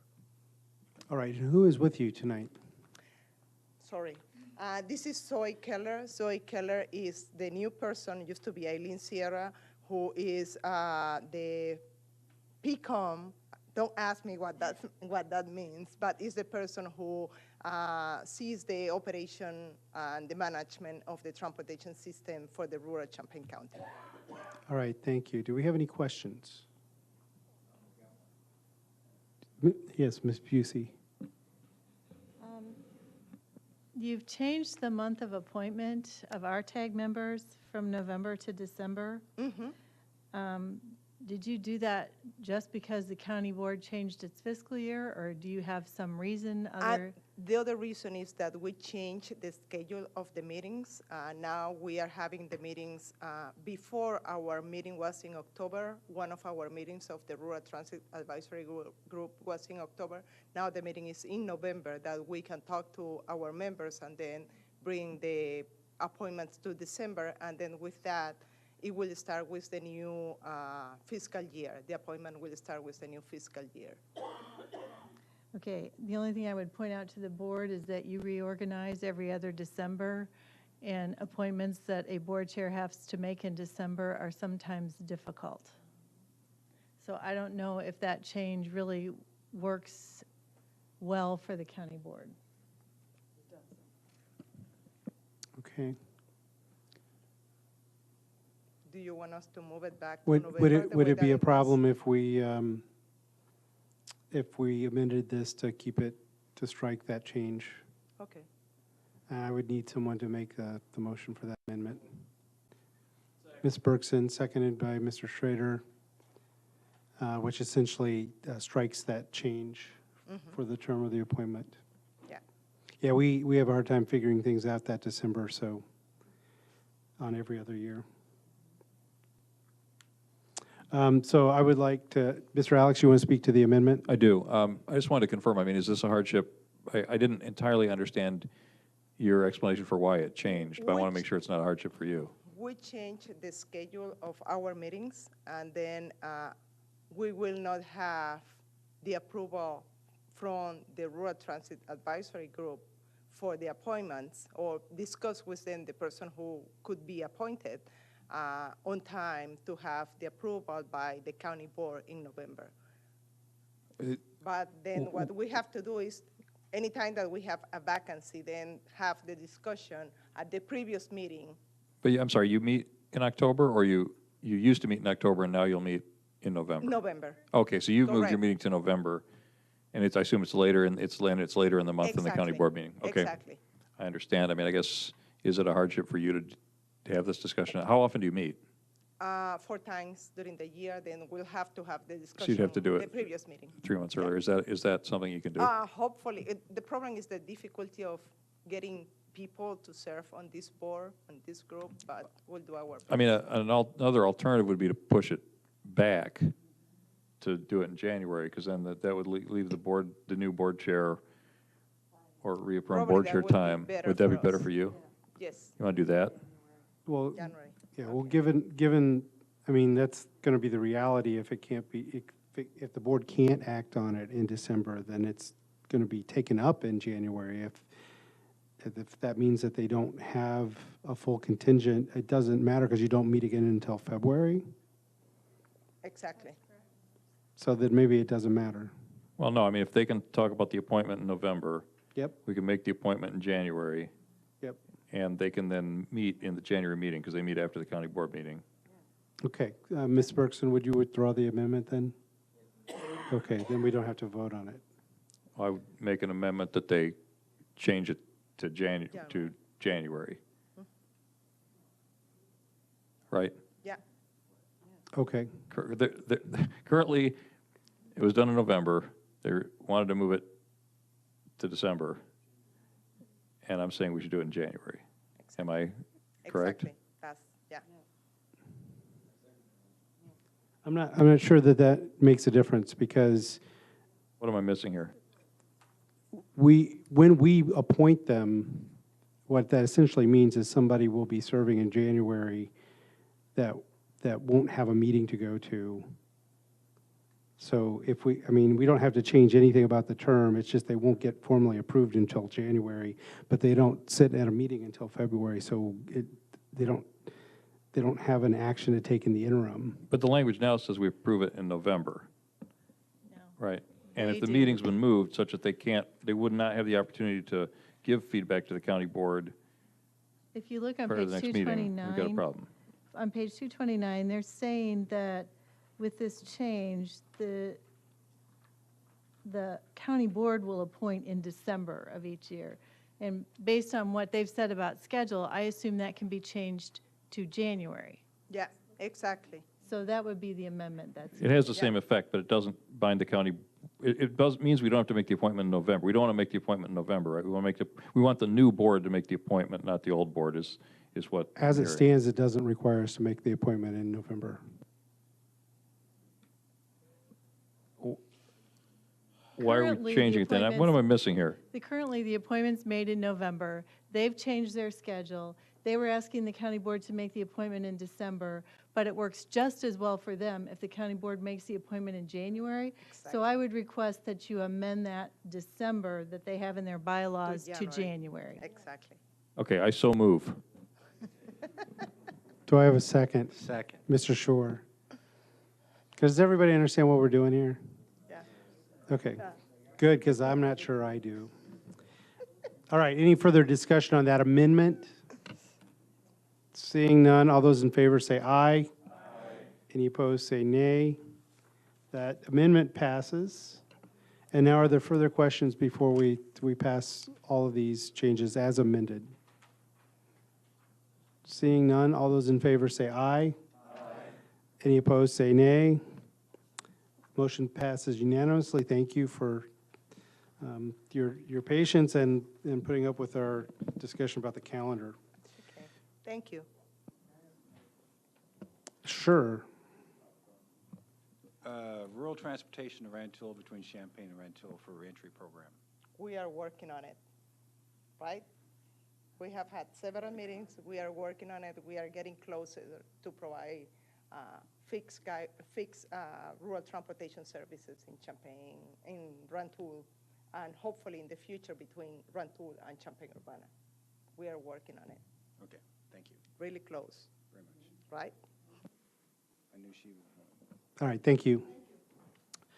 Moving right along, you have the administrative, in section E, under the county administrator section, you have the administrative services November 2015 report.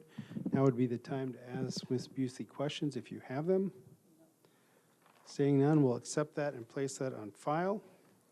And then we have two resolutions, which I'll entertain an omnibus motion to send to the full board, wherein we will read the names honoring the County Nursing Home and Regional Planning Commission employees and the retirees from those two organizations. Can I have a motion?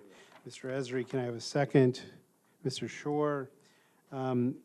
Essentially, we did not have the names for these two parts of the county on last year's resolution, or last month's resolution, so we'll pick them up this month and get them recognized.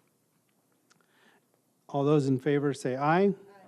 Any opposed say nay, but that will not be on consent. Finally, I need a motion to approve the release of the RFP for employee benefits broker services. Mr. Rosales, I had a second from Mr. Harkey. Deb, do you want to give us a brief overview of that? You have it in your desk tonight. Yeah, basically, our current contract ends on March 31st, and in order to enable us to get proposals and review them and have presentations reviewed by a subgroup of the Labor Management Health Insurance Committee, I would like to move forward with this at this time, to have a contract in place by no later than March. So I have a question. Who will be the group that reviews these proposals? It is stated in the RFP, but it is basically one FOP representative, one AFSCME representative, the three county board members, which are Chris Alex, Stan Harper, and Astrid Berkson, and then Debbie Heiser, who is our insurance specialist, and myself. All right, thank you. Are there any other questions? And this committee releases that RFP, right? We don't need further action? Yeah, we will release it based on your approval. I would point out that I'm still waiting to hear back from the state's attorney. I will not release it until I'm sure that they have also said that it all looks fine, but it's substantially similar to what we did 5 years ago, so I expect it to be okay. All right. Mr. Alex? Just a question and a comment. The relationship that we've had has been, we made a decision at one point to go with a broker on a fee-for-service basis as opposed to on a commission basis. My feeling is that that has worked out exceptionally well for the county as we've navigated, looking at potentially changing health insurance vendors, changing other insurance vendors, switching between PPO, HMO, look at all those decisions. I think it's been very nice to have, although it's an expense up front, to have that broker in place. That person essentially is able to act as an advisor rather than somebody who's receiving a commission based on what they sell us. So I think that's worked out very well, and I would hope to see, regardless of who we choose to work with, I'd hope that we would plan on continuing to compensate them in that manner. That is built into the RFP, so we will be asking for the fee proposals from those who respond. All right, thank you. We still need to vote on this, but when you vote on this, you are authorizing Deb to release it when she has confirmation from the state's attorney that it's all ready to go. So all those in favor say aye. Aye. Any opposed say nay. That motion passes. Let's see, also under other business, we had a request from the circuit clerk to have a position called Director of Operations reviewed by the Job Content Evaluation Committee. Can I have a motion to send that job description to the Job Content Evaluation Committee? Mr. Alex, seconded by Mr. Hartke. I will point out The circuit clerk is not here to answer questions about this. In the memo, she gave some rationalization for wanting to pursue this. I will point out that all we are going to get from this is a classification letter for the job from the Job Content Evaluation Committee. At this point, I would expect that once we have that, there's going to be a request to create this position, and I would also expect that there would be more detail on the rationale and what it means from a personnel standpoint, because I could not tell from the information that was in the packet that there was a existing position that was going to be forgone to create this position, so it reads like it would be a new position. And I can tell you that this is proposed as a new position. You all are familiar with some, the circuit clerk's voluntary separation incentive program, wherein she will have generated enough savings in her general corporate fund budget to cover the expense of adding a position. And ultimately, when it comes back to you from job content evaluation, your right policy will determine whether or not to accept the recommendation for the classification salary range. And then it will go to finance, where the finance committee will have to determine whether or not to add this position to the staffing budget. And that's where I hope we will have some more detail from the circuit clerk on, yeah, I have no doubt that that will happen. But Mr. Alex?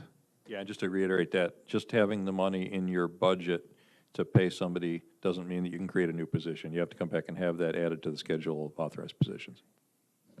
All right, any other questions? Seeing none, all those in favor say aye.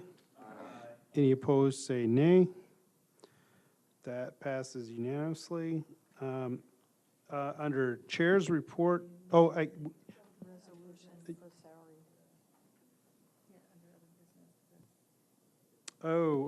sorry. I tried to skip something that we should do.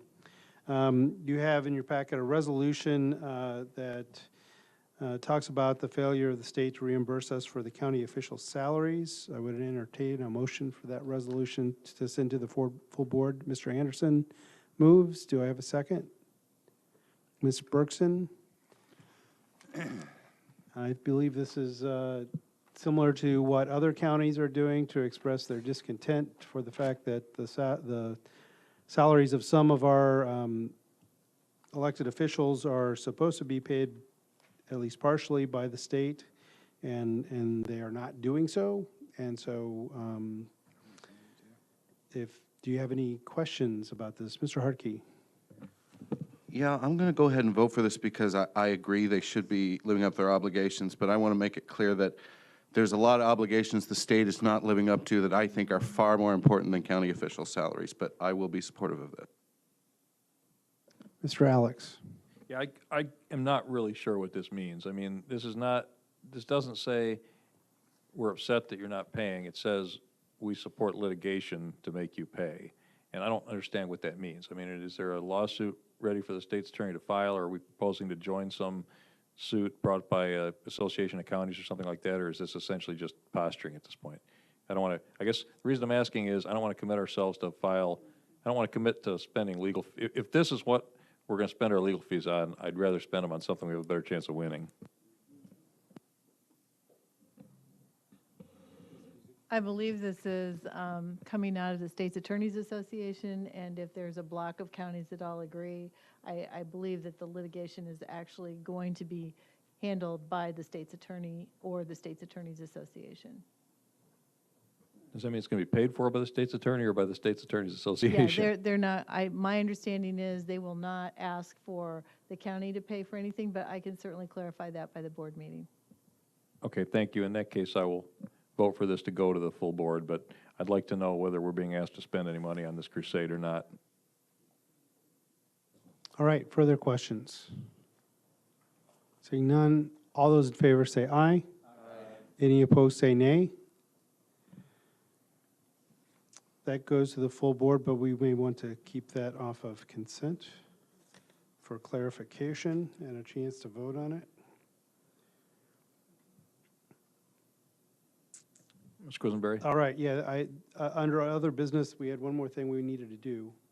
I was just going to say, if you're holding it off consent on my account, I'm happy to wait and pull it off consent if it has not been resolved by the time we get there, but. it's I up don't to think you. it hurts to have something Okay, pulled off. thank you. consent.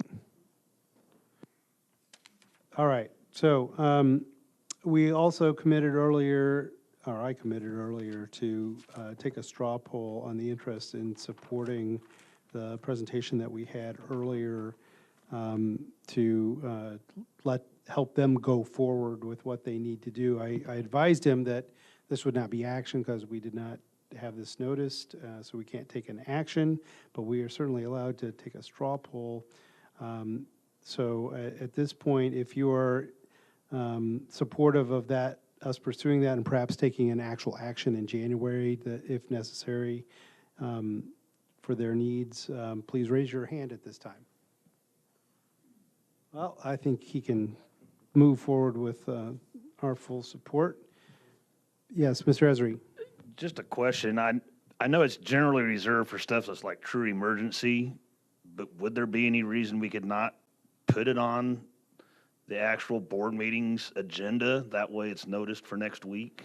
Yeah, I will I mean, actually have some communication with him, and, because I asked them if they had a template, because they're going down this process. If the state requires a board action, I would have assumed that there was a template. So I will check with him, and if there's something we can do at the full board meeting, we'll suspend the rules and we'll do it, because it looks like there will be no opposition. Okay, thank you. All right, so under Chair's report, I have a couple of things here. I'm going to take them in reverse order because one's simpler than the other. The makeup of the board has changed since the last time we had a vote on electronic participation of board members. In other words, letting people call in and participate in committee meetings or full board meetings. It was brought up to me that it might be reasonable to ask this question again, because there have been some changes in board membership since the last time we voted no on it. If there is, what do people think about revisiting this and making it possible for people to attend when they're not here? Mr. Alex. I'm not going to speak to it, but I just wanted to make sure I understand based on the conversation we had earlier. I remember the last time this came up, there were sort of two questions. One was, should people be able to participate electronically? And the other one was, if they participate electronically, should they get paid? And you reminded me earlier that apparently the state's attorney said, if they're participating, they have to get paid. Is that true? So that is correct. So the options that we talked about before about they can participate but they don't get paid is not an option. That is not an option. Thank you. Well, we could try it and see how that advice pans out. Ms. Berkson. Another board that has electronic participation. It's a very small board. But even with the small board, if there are two people participating electronically, it gets disruptive and confusing. And I think for a board this size, it could be monstrous if you had 7 or 8 people participating electronically. I just think it would be an awful mess. Mr. J, was that a I want to talk wave or just a hi, how's it going? No, it's not a hi, I want to talk to you. I'm adamantly opposed to this. I was opposed to it the last time it was brought up. You know, we're elected as officials to come to these board meetings and do our business. And I just think there's just too much chance of abuse that could happen if we go to that kind of system. I know there are people like you that love those electronic gizbotches, and there's people like me that hate them. And so part of this is the hate coming out of me because I don't like them, but I really do think that it's an improper thing for us to institute with this big of a group. And if I can't make a board meeting for whatever reason, it's not going to cripple Champaign County. Thank you, Mr. J. Max? Yeah, I feel that we do have an obligation to the people we serve, that we're here, and you know, there's conversation, there's debate, and I think that it just makes it an effective means of communications, being within the room. And, I've been absent most recently, and I was able to follow, just go online and follow the board meeting so that, I could stay up to date with what was happening within the board meeting. But, it's good for knowledge, but I don't think I would be a participant, or I wouldn't support a participant on an off-site location. All right, thank you. Other comments? Mr. Shore?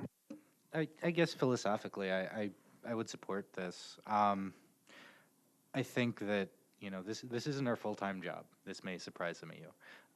But, sometimes we're called away, and that doesn't necessarily mean that our districts should have less participation or less representation as a result of it. I think that it's incumbent upon the voters to police whether a representative is abusing that system. But I think that we should have an eye to how can we best, maximize the representation of those in the county. Mr. Anderson? Well, I'd be opposed to this, but my colleague pointed out, while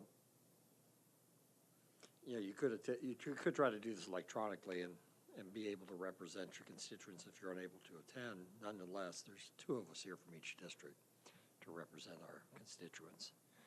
So I think there's a great likelihood there'll always be someone here from each of the districts. All right, thank you.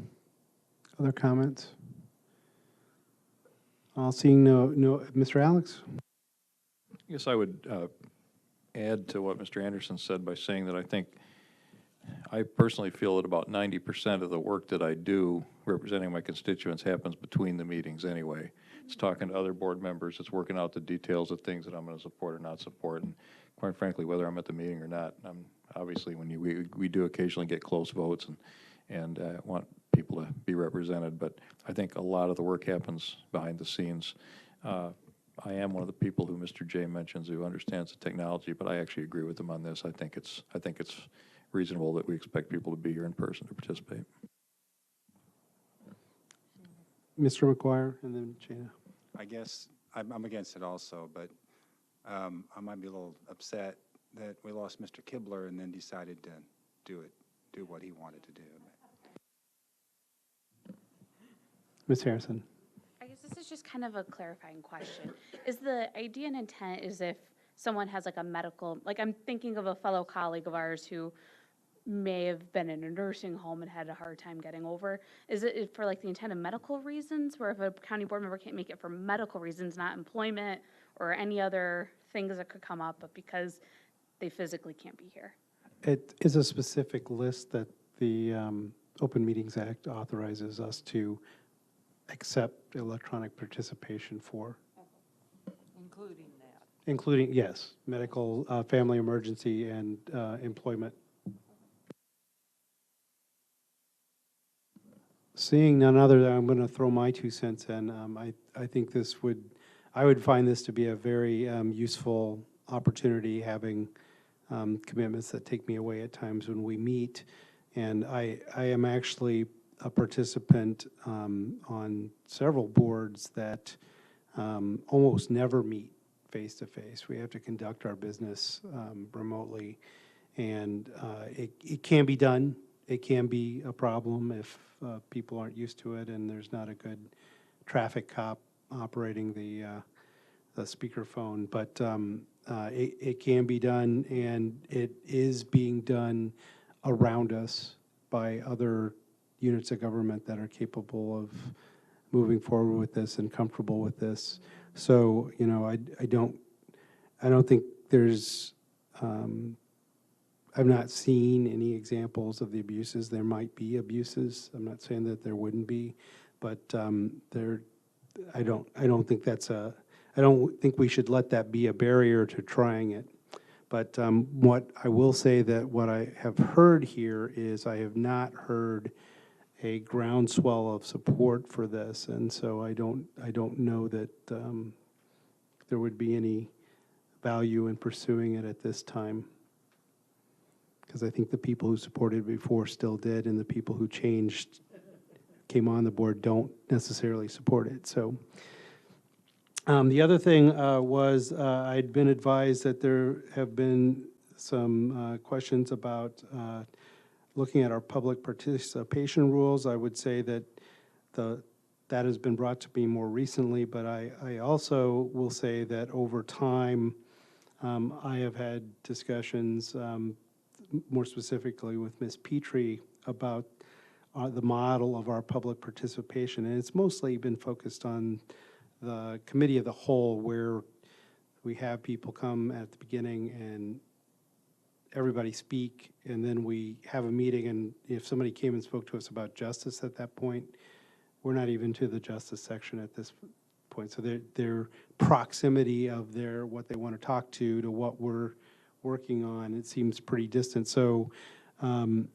it's been in my head that we could look at when we allow public comment within our schedule as a possibility of supporting the public. But I know there are other questions that people had that we might want to look at regarding our public participation, and I would, so I've said mine. I would open the floor for any comments on other adjustments that people would like to see us review for our public participation.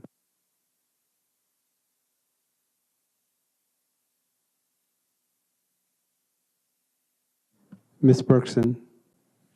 You'll notice all the public participation is gone. Usually they are gone very quickly. They want to talk, they are not usually here to listen. And I think if we spaced them out over the meeting, that we probably would not get the public participation in either personnel or justice, because people wouldn't stay that long.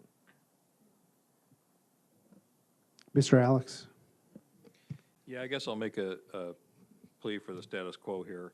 And I'm thinking in the time that I've been on the board, the three things that I remember generating like room packing public comment were, most recently the Racial Justice Task Force issue. Before that, some of the meetings about the jail, and before that, issues about the LRMP.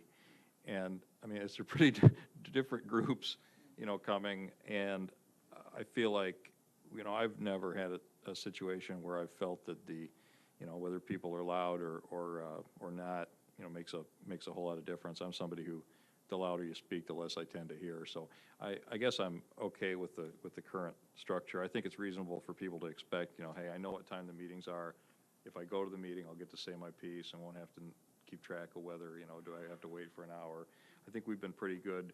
It's unusual that we'll have two of those issues going on at one time. So I think this past board chairs and the current board chair have been pretty good about being willing to move the agenda around to make sure that the item that most people are here to speak to is dealt with early and out of respect for people's time. So I guess if it ain't broke, I guess. Mr. Esri. Just to follow up on Mr. Alex's there, I believe I've seen Ms. Petrie before. If there have been one specific item, there's a bunch of people here, but then there's a few people that want to speak on something else, she's been sure to kind of feed the other people in to make sure they get to speak on their topic. And like it or not, if somebody didn't get to speak, it was probably on the major topic of that night that the people were there for. I believe Ms. Petrie's done that. I might be wrong, but I'd have no problem with that getting done. Yeah, I don't see other hands up. I will get you in a second, but I don't think there's been any time where we've squelched speech. I think we've been, with maybe one or two exceptions, we've extended our time or let people speak more if we weren't like an hour and a half into it. So I'm not concerned about that. I don't think we have to change our rules in that way. Mr. Mitchell. I think that there's been a couple meetings that I think the decorum of the meeting disintegrated, and we're here to conduct business and we're here to listen to the public, but I don't think that the noise that's coming from the public is necessarily necessary when we're conducting a meeting. Any other comments? Ms. Petrie? Just a couple of thoughts for you all. The reason that I brought it up is as I've watched the city of Champaign and the city of Urbana, they have adjusted some of their public participation, especially during their study sessions. City of Champaign changed theirs due to a lot of public pressure. And a couple of things that they have changed. One is their agenda sets out slightly different than ours, but during study sessions, they do allow comments pertaining to particular agenda items when those agenda items come up. So there is that proximity issue that is helpful. And then another thing that they have instituted is at the end of the meeting, allowing some additional public participation. And I find that somewhat fascinating as I watch those meetings, in that people do have a chance to add some dialogue, information, whatever, on the discussions that have gone on during that particular council meeting. And that has added some robustness to what the council members will consider when they do their final vote. So those are a couple of observations, and as if it comes to pass that you all want to talk about that a little bit more, those are some of the reasons I brought it up. All right, thank you. So I'm not feeling a groundswell of interest in making any changes, but please be aware that for this and for any other issue that belongs in the policy area, I'm open to bringing up for discussion like this and just see where we might be with it. If you have further comments, or if I'm wrong and there's a bunch of people in here that think we need to do a particular change, drop me a note and we'll take it up further later. Mr. J, did you have something to add? Yes, thank you. One of the things that did concern me some after the one that was really loud and actually was almost out of control a time or two was the safety. There was still stuff going on. Of course, I'm old and slow, so most of it had happened before I got out, but there were some things going on in the hallway between county board members and public trying to leave, and these agitators that was really bent beside herself. So my concern is safety, and I think we all need to be cognizant of that. And so you might want to think about that when you're leaving the building and going to your car, to be sure that old man Jay on his canes don't get run over by a truck or something out there. And but seriously, I was a little concerned about the safety, and I don't know what we can do about it. And it's died down, so maybe it'll go away.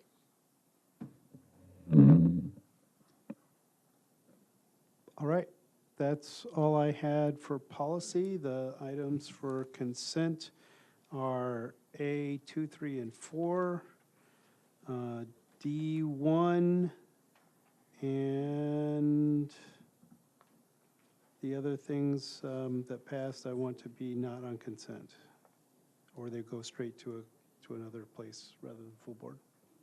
All right? Thank you all. Thank you, Mr. Quisenberry. Ms. Bergson, would you come and handle Justice and Social Services, please?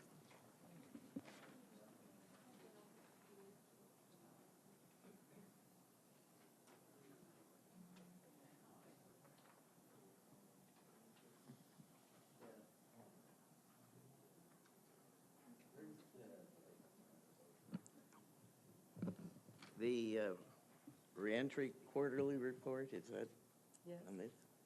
Put it on file. Can we put that, well, would some move to put it on file? Any discussion? All in favor? Aye. All opposed? And then there are the monthly reports as a group. When one move, accept and put them on file? Any discussion? All in favor say aye. Aye. All opposed? Okay, and the only other thing, I guess it's other business, is the Racial Justice Commission. We are not getting very many applications. We're up to 10. You know, so many people were so very eager to have it and to have it one way or another, and now we're not getting the applications. The application deadline is December 10th. We're looking for a lot of applications. I hope some of the students will send in applications before they go home for Christmas. When does it end? December 10th? Yes. All right. So even with exams, please just fill in the blanks. If they're on the internet, and if anyone doesn't have access to the internet, call the office, the county office, and somebody will mail you an application. And we'll do by the postmark. But please, send those applications in. Thank you very much, Mr. Schrader. Oh, do you? I'll wait till she says, no, go have a seat. Maybe you can answer or she can answer. I'm just curious, if we don't get enough applications, are we going to extend the application deadline, or are we going to just? This is a hard time for students. We might extend it a little bit. Then if we still, I'm sorry. And then if we still don't get enough, I suppose we would take a smaller committee. I mean, it's, Mr. Alex? Yeah, I will repeat the comment I made in caucus, which is, I mean, I think we need to make sure we've got qualified applicants. So I would certainly be supportive of extending the deadline, but only for a little bit. The proposal that the board chair has set forth is very ambitious. It's got essentially a total of 21 people across 3 different working groups. And I think, be much happier if we do get too few applicants to have a pool to fill all 3 of those groups, that we start with one of those groups focusing specifically on the justice issue, potentially 2. But I'd rather see, you know, this has been a long time in coming. I'd rather see some movement on this rather than, you know, waiting until we get 50 applicants so we can be sure that we can get the best 21. So I guess I would be supportive of some extension. It is a tough time of year to get people to volunteer for stuff because of the holidays. But I hope we would move forward with all due haste. It's been Thanksgiving and then exams. And if we extend it over the Christmas vacation even, they're still gone. So, you know, it's a problem. Yes, Mr. Quisenberry.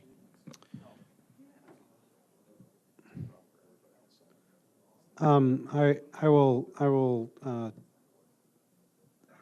go back to the 2 things that we considered that evening. The longer proposal that we did not adopt had a more straightforward structure, a smaller group specific on one of those areas, and so that proposal came out of the discussion with several constituent groups, and might represent something that's more realistic, even though it felt it was more prescriptive. Now it's certainly less prescriptive than a 21-member 3-pronged panel. So I'm not echoing Mr. Alex's words. I'm providing similar words that, to a point that maybe we should focus on doing what we set out to do, as opposed to the more ambitious portfolio of areas that the chair has said she wanted to pursue. The 21 is not set in stone. We have a short proposal exactly so that we can deal with what applicants we have and what situations we face. Thank you, Mr. Quisenberry. Anybody else? I find it really interesting, to echo somebody's point over there. We had all this discussion, and then now we're not even getting the people to sign up.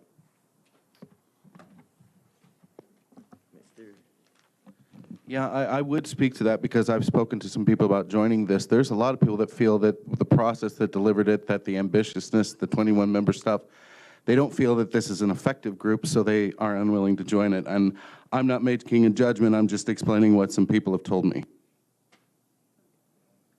Thank you. Anyone else?